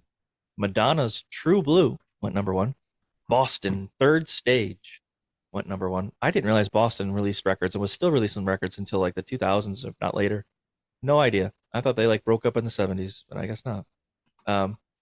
They would lose members and whatnot, but you know, neither here nor there. Miami Vice soundtrack went number one in 1986. Van Halen, 5150 went number one in 1986. Janet Jackson's Control went number one in 1986. Hey, Janet. Hey, Janet. Lionel Richie's Dancing on the Ceiling went number one in 1986. And the number one album of 1986, if I'm not mistaken, Bon Jovi's Slippery When Wet. There you go, Linda. Bon Jovi, probably their best album. It has all their big hits. My album picks of 1986, I have Metallica's Master of Puppets. Go ahead, Brad. Favorite song on that album? Ooh, favorite? Probably Orion, the instrumental. Okay. Why is that? Really, really excellent. I don't know. It's just fucking... that breakdown in the middle where it gets all quiet. Mm-hmm. And there's sweet, really beautiful guitar harmonies. Then there's a bass solo. Then a guitar solo when it gets all heavy again. And I don't know. It's just awesome. That whole album is just perfect. I think it's that their best one. Nah, it's among their best, along with like Ride the Lightning and Injustice for All. Like those three, I think, are just like top tier Metallica. That's their prime. That's probably oh yeah, definitely pretty common. Yeah, I don't think that's pretty standard. I'd say most people like when they leaned out of the metal and went to more of a, I wouldn't say pop, but like more of a melodic, or not even melodic, like when they got the Black Album, it was different. It was just different. Yeah. So they toned it down a little bit, made it a little more palpable for the general public. Is it Sanitarium? It's on there. Yeah, that's on there. That's a great one. Yeah, I like that one. I think that one's probably my favorite on that album. Yeah. Master Puppets is so good too. And Orion. Oh, yeah. Mm-hmm. And The Thing That Should Not Be is like one of their heaviest songs, I think. Is Battery on that? Uh-huh. That's the first song. Yeah, I like that one. That's a hell of a way to start that album. Oh, that acoustic guitar at the beginning. That's like that Spanish guitar going, and then all of a sudden just bam. Oh yeah, with the guitar harmony. All right. We could talk about Metallica for hours. Yeah. It's a fantastic album. One of the best of the 80s. One of Metallica's best albums. Can interchange it between the top three. All right. Another personal album pick of 1986. Beastie Boys' License to Ill. Oh, nice. Huge album. That came out was 85-ish. It went number one in 85, but personal album pick, I think 86. I'm going to choose it. That's that's the first album I ever owned. Really? I got it on cassette. Yeah. Nice. Yeah. I had no idea about any of it when I was growing up, but yeah, Beastie Boys, so many classics. I mean, it's basically, it's like how was it? Fleetwood Mac's Rumors had like every hit they ever had was like on one album. License to Ill like that for a while until later on, but like really that was like the #1 like hip hop album. Well, maybe not. I don't know. 86. And another one I chose, another hip hop album of 86. Run DMC's Raising Hell. That was like their all their big hits, or at least their first start of their career, really. And I've got that It's Tricky song. Oh, yeah. Mm-hmm. This bitch is my recital. Yeah, so really good stuff. Paul Simon's Graceland. I only chose that one because, well, I mean, it's a good album, but really for me, it was my grandpa had these leather-bound cassette holders in his vans with like a shit ton of cassettes, and amongst all of them was Paul Simon's Graceland, and I liked the cover art as a kid, so I asked him to play it, and he played it, and You Can Call Me Al played, and I just fell in love with it. That was like my favorite song when I was a kid. So yeah, Paul Simon's Graceland always uses a lot of like instruments and like sounds from like South Africa, if I'm not mistaken. Like he went to Africa to learn like how to use different instruments and like music and stuff like that, like drums and different styles, and just really good stuff. Graceland. Another personal album pick of 1986. Got to go with this one. Slayer's Rain and Blood. Oh yeah, that's a classic one too. Yep. Came out the same year as Master of Puppets. Crazy stuff. And I think it's only like 25 minutes long. But has like 10 songs on it. Right. They're just besides the first and last song, all the songs are like 2 minutes long. They're just blast by. Like Dookie. I think that's like 28 minutes long or something. That Dookie's like it's really less than half an hour. I've got two more here. Personal album picks of 1986. Genesis is Invisible Genesis Touch. is That album, Invisible Touch. And the last one I've got Frank Zappa's Jazz from Hell. How do you like that album, Brad? That one's hard to listen to. Yep. Yep. Hard to listen to it. Is that the one? I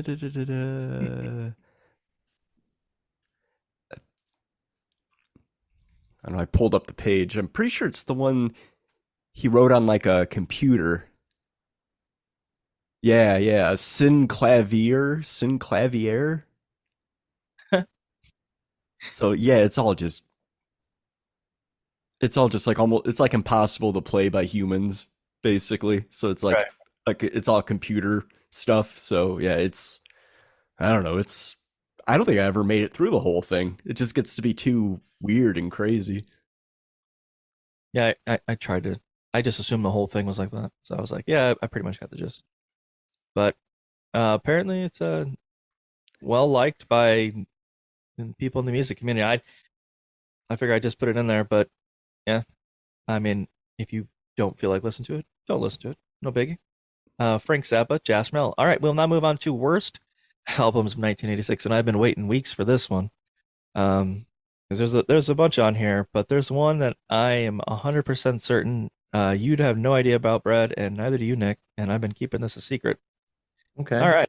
On worst albums of 1986, this is I'll wait, it's the last one, so. Well, hold on, when we talked about bad movies, I don't even think we brought up. It's 87. Was it? Yeah. Okay, just making sure. Yeah. All right. So, for worst albums of 1986, that's why, I started to mention it. I was like, wait, it's not even the right year, so never mind.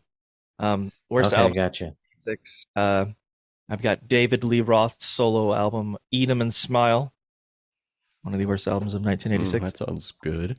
Yeah, Bob Dylan, Knocked Out Loaded. Bob Dylan's losing it in the mid-80s. Cocaine's getting to him. Another album of 86, Huey Lewis and the News 4. Just don't like that band. Don't like Huey Lewis and the News. It's corny as hell. Man, don't tell that to Patrick Bateman. Yeah, man. He'll axe murder you. Yeah. Oh, well, good thing no one listens to this, so we'll be okay. Poison's Look What the Cat Dragged In. Poison. One of the worst albums of 1986. The genesis here of boy bands, at least for the next generation. New Kids on the Block debut album. New Kids on the Block. Oh, boy. Nice. This one's funny. I got 2 left here. One of the worst albums of 1986. This is a guy from a show called Miami Heat. Not Miami. Yeah, Miami Heat. No, Miami Heat is a basketball team. Miami Vice. Miami Vice. This guy's name's Don Johnson. He's an actor on the show, and he decided that he wanted to break into the music business, like so many do. And he has his own album, Don Johnson's Heartbeat, where he's like, "I'm looking for a heartbeat." You know, and it's got this. It's really bad. Really I think bad. I've heard that song before. That sounds familiar. Yep.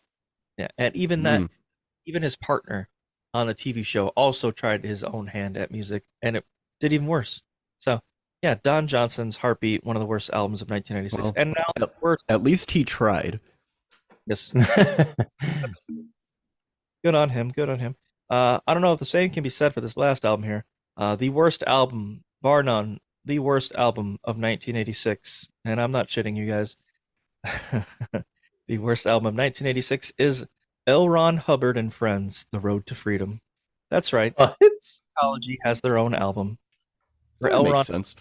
on it with John Travolta and every other Scientology nut job. And the songs are corny and they're terrible and it's awful. And you bet your ass you're going to hear some of it at the end of this episode. Oh, man. Oh, boy. L. Ron Hubbard and Friends, The Road to Freedom. I can't believe this. I have to listen to this. L. Ron Hubbard. Yeah. So oh my God. On top of being a prophet, he's also, a bit in the music business. So oh yeah. Good on him. One of the worst album of 1986. Now we've got top songs of 1986. We're gonna go with "That's What Friends Are For," which is the #1 song of 1986. Really? That's what for, I believe so, if I'm not mistaken. Diane Warwick, Stevie Wonder, Elton John, and Gladys Knight. I listen to that song. It's so corny and lame. Does anybody like this stuff? And it's really, really bad. But yeah, that was apparently the top song. I Miss You by Climax. Where it's just like, I miss you. It's like really high pitched. I miss you. It's really bad. Another sloth rock nonsense, just really bad. Mr. Mister's Broken Wings. These broken. God damn it. Mr. Mister, what a name. Broken Wings. Whitney Houston with How Will I Know? Ooh, I guess okay, that's a good song. That's one of the top songs. We got Robert Palmer's Addicted to Love. I'm gonna have yo. Jeez. Yeah. It's so bad. Prince and the Revolution, Kiss, the song Kiss, which was the #1 song the week I was born. Cool. Yeah. Useless information there. Steve Winwood, classic song here, Higher Love. Oh, made me remember that song. Was it? It's Always Sunny. Oh yeah. Yep. Yeah, that's one of my favorite episodes, if not my favorite episode. If It's Always Sunny has that song all over it. Higher Love. Another top song of 1986, Peter Gabriel's Sledgehammer. Sledgehammer. Yep. Another one, we got Berlin's Take My Breath Away from Top Gun. Take my breath away. This one's a classic. Falco. I don't have to say the song. We already know Falco's song, right? Rock Me Amadeus. Oh, yeah. Amadeus. Rock me Amadeus. Yeah. Or alternatively, Dr. Zayas, Dr. Zayas. Yes. Dr. Zayas. I love you, Dr. Zayas. I hate every ape I see. Impanated chimpanzee. Oh, yeah. So good. But Falco's Rock Me Amadeus are the top songs of 1986. Bon Jovi's You Give Love a Bad Name. That also was a top song. Yeah. 6. The Miami Dance Machines Conga. That song. That one. Oh, yeah. That's a cool song. All the rage. Miami Cuban influence congas that becomes like a kind of a big hit. What do you call it? Trendy for a minute here for a few years. Yeah. Like a swing dance did in the 90s with the cherry poppin' daddies and all that crap. Kenny Loggins, Danger Zone, another top song of 1986. Already talked about that, though. The Bangles, Manic Monday. Just another Manic Monday. Yeah, sure. That Not one's sure I know that. That's a song. Sunday. I don't know. Eddie Money's Take Me Home Tonight. That's a classic. Take me. Oh, yeah. That's a good one. The Outfields, Your Love. Cover that one in a band. Oh, yeah. That's a good song. Yeah. Had to do it at a much lower pitch. Run DMC featuring Aerosmith. Walk This Way. Huge crossover. Basically, thank you for this song because it gave us Limp Bizkit in like 15 years. Yeah, that was the the beginning of rap rock. Yeah. Run DMC and featuring Aerosmith. And it being a huge hit and a crossover hit. And people were like, oh my God, we confused the two together? What the hell? That's fucking garbage. What have we done? The thing is it's not the only genre of music that decided, you know what? I wonder if we can give this a shot. We'll get to that in a second here. But another top song of 1986, Cameo's Word Up. I like this. Y'all pretty ladies around. Oh, boy. Word Up. I remember that. And Korn covered that song. Yeah, can't forget that. This one's so fucking funny. I got a funny story about it, at least for Sly. I don't think he'll mind me telling it. Chris de Burgh, Lady in Red, a top song of 1986. Sly's story about this is we were joking around one time, and I told him that I could sing Lady in Red better than he could, and he got, no, man, you don't understand. I sang this song, and a girl was so enamored with me by singing this song. I went back to her house, and in the middle of us having sex, she tells me to sing the song to her in the middle. And I was like, it's the weirdest thing I've ever heard in my life. Could you imagine? No way, dude. Sing me, lady. I think Sly has told some tall tales. Oh, man, that is such a great... We come out the video. He can comment on it if he wants to, but apparently he was in the middle of the whole process. The girl was like, sing to me, Lady in Red. I need to hear it again. He's like, Lady in Red, dancing with me. Yeah, anyway. Jesus Christ. What a life. Yeah, so imagine, like, I don't even know. That's just the craziest. It was so fucking, I just died laughing. I was like, she told you to sing it in the middle? That's hilarious. And she was serious, too, which makes it even funnier. Mm-hmm. Like, there's no joke around. So he was doing, like, karaoke, right? Yeah. And what I if believe he, like, didn't know the words? You know? Right? Like, oh, boy, through the prompter. Yeah, I would, but there's no problem here. Right, yeah. I just make up some. I know he, like, lady hums it.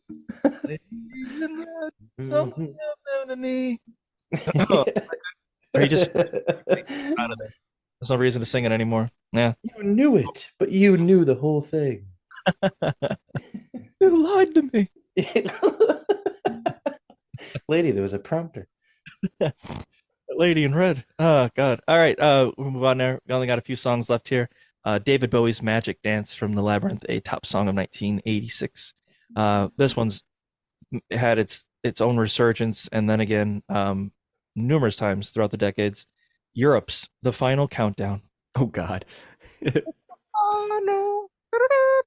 Yep. Countdown. Yep. Wang Chung. Everybody have fun tonight. Everybody wang. Yeah. All that Jesus. Stuff. I don't know what the hell that means. I never What know. is the deal with that song? I don't even know. The name of the band doesn't make sense. Wang Chung. Yeah. Everybody have fun. Everybody have fun tonight. And then everybody Wang Chung tonight. Okay. Doesn't make any sense. Doesn't make any sense. We'll never know. We'll never know. Yeah. The Final Countdown, though, the Joe Bluth brought it back, made it even fun. Yeah. So good. And we've already talked illusions. right? Tricks. Illusion, Michael. Trick is what the whore does. All right, and the last song we got, Yellow, Yello. Yellows, oh yeah. Oh yeah. We already talked about it. Yes. Oh, okay. Yeah. Awesome. All right, now we move on to the worst songs of 1986. Oh boy. All right. So this one, this is a personal, like I said, worst songs in 1986. I think one of the worst songs in 1986 was Dire Straits' Walk of Life. That's right. The fucking Walk of Life. I hate this song. Hate it. Hate it so much. Every time I hear it on the radio, I can't stand it. I cannot stand that corny little.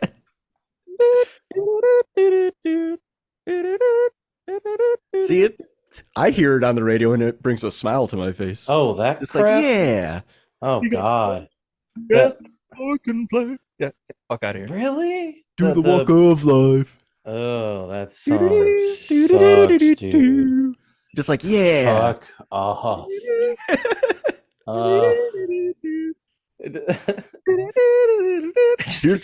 Here comes Johnny and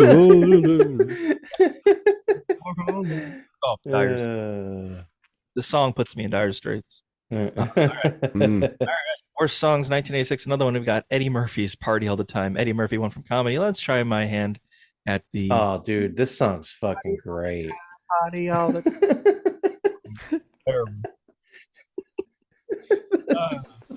And the worst song of 1986, I've got L. Ron Hubbard and Friends, "The Road to Freedom." I have to. That's probably the worst song. Yeah, all right. Bruce Willis also enjoyed his venture from acting. Oh, God. Respect. No way. Bruce Willis, well, off his album, like Bruno Sings the Blues or something. Stupid. Sad to hear about Bruce Willis, but yes, still no excuses for his. Still gonna get shit on. Yeah. You don't get any passes, Bruce. Yeah. No free lunches here. All right. And the one of the last worst song of 1986 for me, like I remember me saying about how Aerosmith and Run DMC. Well, apparently the Bellamy Brothers decided to do their own with the country rap. The first, as far as I know, fusing of country and rap. Oh my God. The Bellamy Brothers, country rap. Yeesh. Yes. Not good. Do these people not understand what they're doing? It's So like the first atomic bomb going off, and they're like, I have become death, destroyer of worlds. You're right. Like that's what they're doing. Yes, Oppenheimer. I go see Oppenheimer. All right. And that will do it for worst songs of 1986. Yay! All right. Music for 1986 too. Okay. We'll now move on to television shows that debuted in 1986.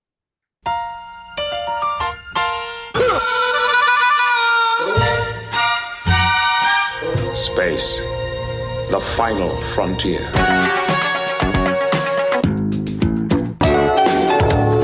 He's my friend and a whole lot more.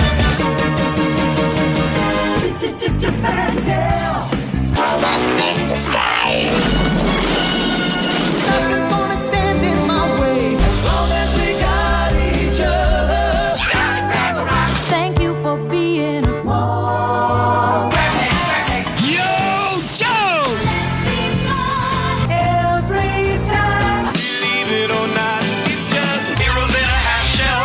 Turtle power. And for one of the shows, I already mentioned it, Matlock. Matlock debuted in 1986. Classic. TV show Alf debuted. Oh, fucking Alf, dude. Remember Alf? He's back in Pog form. Ryan Reynolds is apparently revamping that, so they're bringing it back. Great. Can't wait. I am not sure why, but they are.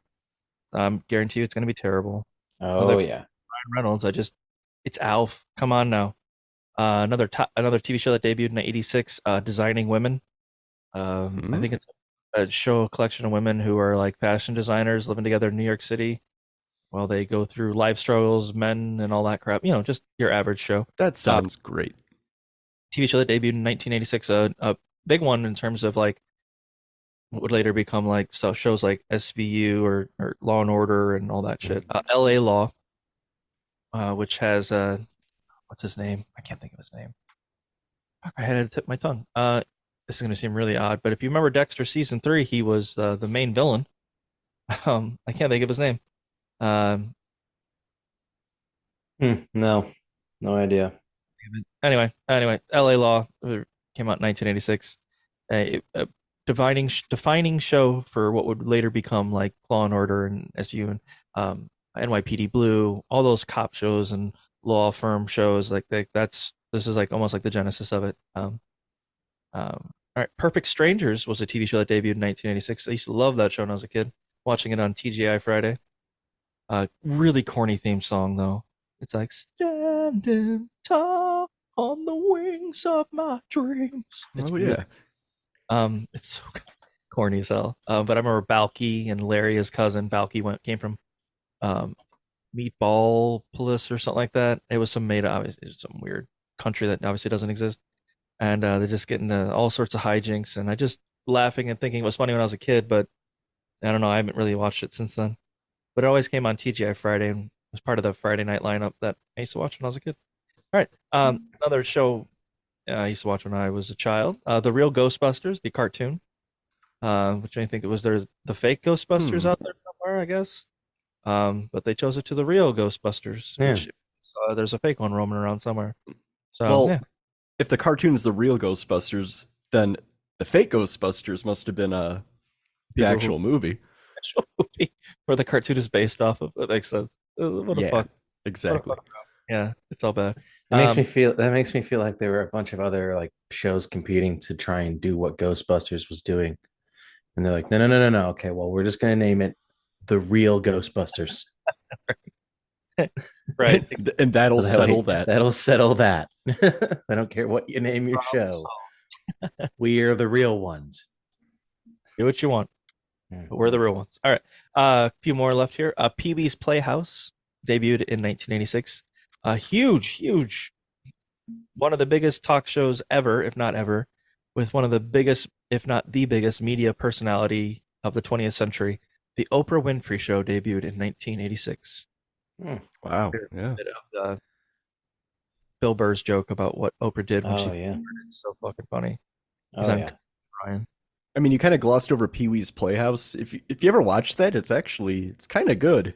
Oh, so that's the thing is I never watched it when I was a kid. I wasn't allowed to. Oh, really? I never did either, but I somehow caught some of it. It's got a really young Lawrence Fishburne. Oh, nice. Plays Cowboy Steve. And I think he's Larry Fishburne at that point. Yeah, you're right. Gotcha. Yeah, it's good stuff. Pee-wee's Playhouse. The reason that there's even a show for Pee-wee's Playhouse is because Paul Rubens, what did he like auditioned for SNL, or he was part of SNL, and I don't know. They kicked him out. They wouldn't let him have SNL, so he was so upset by that. Or no, I think he auditioned and he didn't get it, and they gave it to somebody who was like off the show within a year. This was around the years that like Lorne Michaels came back, and after he left SNL and all that stuff. Anyway, so being begrudgingly, being upset about the SNL, he begrudgingly made, well, I'm going to make my own shit then. And he did Pee-wee's Playhouse and did it all himself. And then, it all went crashing down when he was like found jerking off in some movie theater. And like, yeah, he got done bad on that. Yeah. That's so shitty. Because what else are you doing in a porno theater? Oh, taking the cinematography, I think, special effects. And, well, maybe you. And what do you call it? It's a morals movies, man, and they're fantastic. Right. Yes. No, I agree though. I mean, come on now. The guy's. I mean, it's not like he was out in the middle of public. Exactly. And maybe if he was like getting his stuff on other people, I guess I could see that being a problem. But if you're keeping to yourself, I actually, I've never been, so I don't know how it's all set up. Seems kind of like open. I think the same thing happened to Fred Willard too, right? Wasn't he caught jerking off in a porno theater? Something like that. I don't know. Well, a few more left here. We'll move on for Pee-wee's Playhouse. The two best, well, I don't know about best, but two most famous, I should say, TV or movie critics of all time, Siskel and Ebert, their show debuted for like network TV, I think. So I think it was just in the local area for Chicago, and then after that it got put nationwide. And so they got revamped up, and they had their theme song, which is one of the corniest theme songs I've ever heard in my life. And actually the whole production of their intro to their show was shit, I gotta say. Siskel and Ebert, who criticize other people for making movies, don't seem to give a fuck about what theirs is, or they're good. They didn't bother to look and say, hey, you know what, we should redo this. This is so corny. It's really, if you ever get a chance, look at the intro to Siskel and Ebert. It's got this saxophone, and there's nothing wrong with a saxophone. A saxophone's a great instrument, but it's just like the way it's done. and the corny little guitar plunking like, and it's just like, oh, I'm getting the paper. Oh, look at that, the new movie's out. Whoa, hey, it's Siskel. It's people in Chicago waving to Siskel and Ebert as they're getting their Of stuff. course they are. Stupid. That's not happening. Nope. Probably flipping them off more than anything. I mean, let's be honest. Yeah. Let's see somebody get like gunned down on their way to the movie theater. We're still playing that music. All right, and the last show to debut I'm going to mention for 1986, the show Double Dare, which was on Nickelodeon, which is a great show. I love that show. And basically, it's a game show with families where you could dare, and if you double dared, you could like it's like trying to answer a question. Why dare you to double dare you? Okay, and then it's going to do a trivia or something like that, or physical challenge. And the physical challenge was what you always wanted, because you wanted them to be running around in the place like grabbing flags from like a nose that's filled with like green goop, and you've got to like climb through like this beans pool to find the flags. And you got to do. I wanted to do that obstacle course so bad. I could kick ass on that. I want to do it, but we obviously never got anywhere near it. But yeah, Double Dare, a really good kids show that debuted in 1986. Top TV shows in 1986, basic television. We have The Cosby Show is number 1. Go figure. Family Ties. Cheers, number 3. Murder, She Wrote, number 4. Nice. 5 was The Golden Girls. 6, 60 Minutes. 7, Night Court. 8, Growing Pains. 9, Moonlighting with Bruce Willis and Sybil Shepherd. And number 10 with Who's the Boss with Tony Danza. The worst TV shows to debut in 1986 is My Sister Sam. I believe, like if I remember correctly, because it's been a little bit since I wrote this. It's a girl. It's a really boring plot. It's just a little sister has to come live with her adult sister, and it's they get into wacky hijinks. It would last for like a season. There's just nothing to it. Then the last two really bad shows of '86, Fast Times, which was a TV show spinoff of the movie Fast Times at Ridgemont High. Yikes. Did not last long at all. Not even kidding you. They tried to revamp I Love Lucy, bringing back Lucille Ball with Life with Lucy. Did not last long. Really bad show. Worst show of 1986. All right. We will now. There we go. That's it for TV shows there. Was it I? Before we move on, Lucy. Sorry, I loathe Lucy. Before we move on, I'm listening to the Siskel and Ebert intro. It fucking slaps. I don't know what you guys are talking about. Which one are you listening to? Siskel and Ebert intro, 1986 to 1999. It's got the saxophone and it has a fucking awesome like pop and bass line to it. And they're like typing and catching a cab. Yeah, that's it. That does not. I don't know. It's fucking awesome. Teach your own. But I hear this. Yeah. Yep. That's it. Just like, hell yeah, guys, tell me what movies I should watch. And it's just like, oh god, I'm not saying the saxophone is a bad instrument or anything, but it's just so corny. And the taxi cab driver gives them the thumbs up. Pretty awesome. Or awesome. Either or. All opinions are welcome here. Some more than others. Yeah. Just kidding. All right, that will do it for TV shows of 1986. Yay! All right. And now we will move in to our last section, video games of 1986.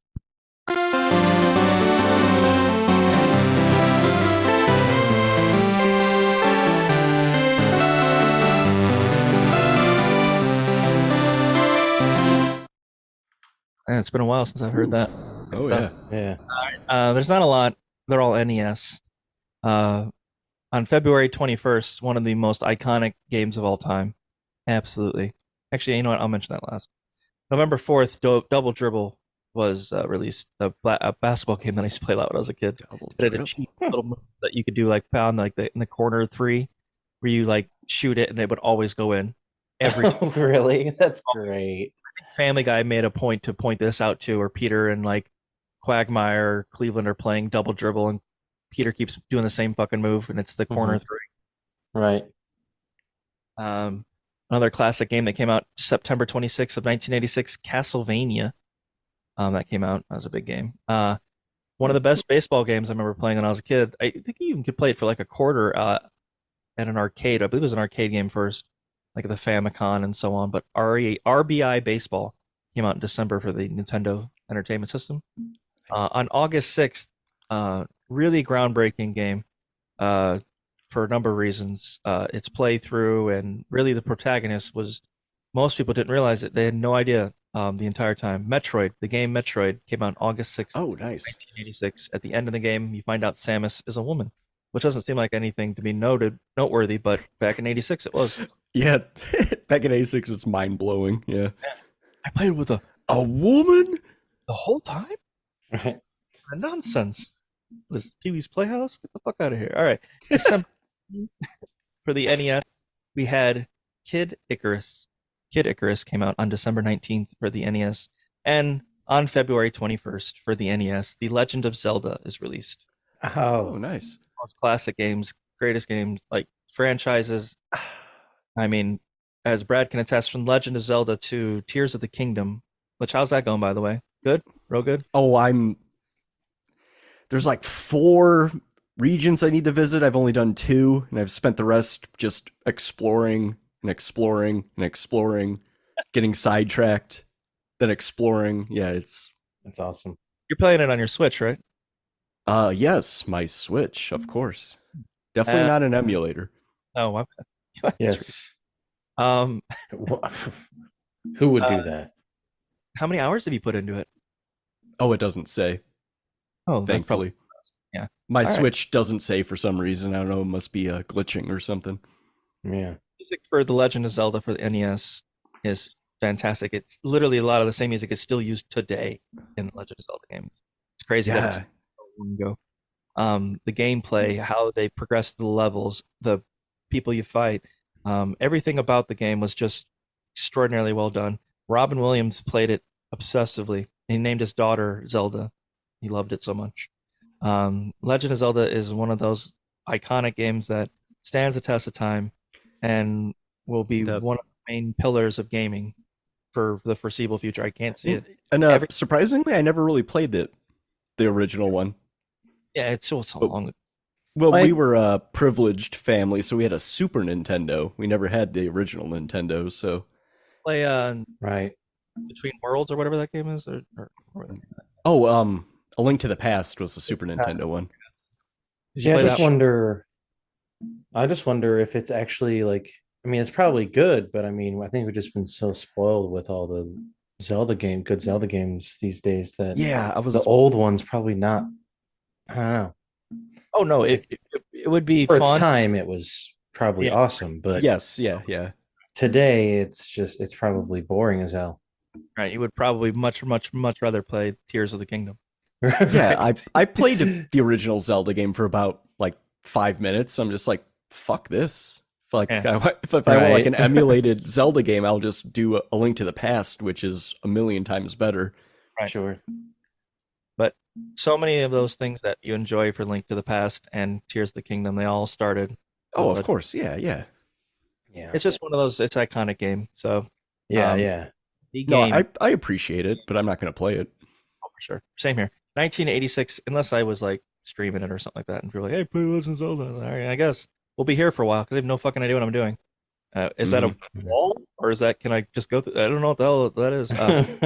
But all right, we'll move on to the worst video game of 1986. It's really hard to choose still. It really is. Next year gets a bit easier. For the first time, it's easy for worst game of 1986. Or for 87, I guess. But for 86, the worst video game I have down, Pro Wrestling for the NES. Came out October 13th in Japan. That's how much I had to stretch to find out. Features unknown wrestlers, bad controls, rough sound, and the infamous and now memed victory message, "A winner is you." So yeah, Winner is you. Winner is you. That's just as bad as that over the road trucking game. You're a winner. Yeah, you are winner. Yeah, you are a winner. Hey, winner is you. Belong to me. Yep. Yeah. So, good on them. Yeah, it looks horrendous. Yep. The worst. Yeah, I'm watching a playthrough right now. Of 1986. All right, fellas. well, that'll do it for 1986. Thank you. Feels good. It was good to do this again. Yeah. Haven't back. We will be back very soon. We've got 87 already finished. Just gotta find some people who want to join us, can do it, and have the time. Excellent. And then I'll get straight away right into 88. Got ideas for some videos too. Hopefully they won't get copyright striked and blocked and banned, or we might have to change our channel, call something else. Lose all our subscribers. It is what it is. History with Blursafat. Yeah, they'll never see that. They'll never know. That's the history. Where's the times? Blurs the times. Yeah. Exactly. All right. Yeah, there we go. All right. Well, and with that, thank you guys.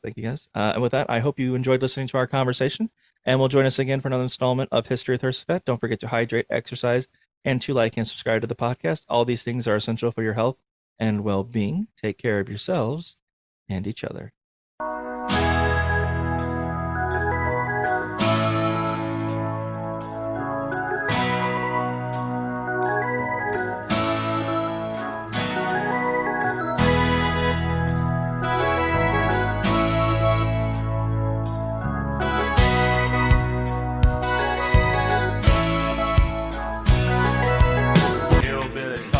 Turnip greens, cornbread, sweet potatoes, pork and beans, country roads, farm and ranch, drink a little creek water from the branch. We got pickup trucks, chicken clucks, happy even when we're down on our luck. We got fatback, that's a fact. If you don't know, that's a country rap. Get up!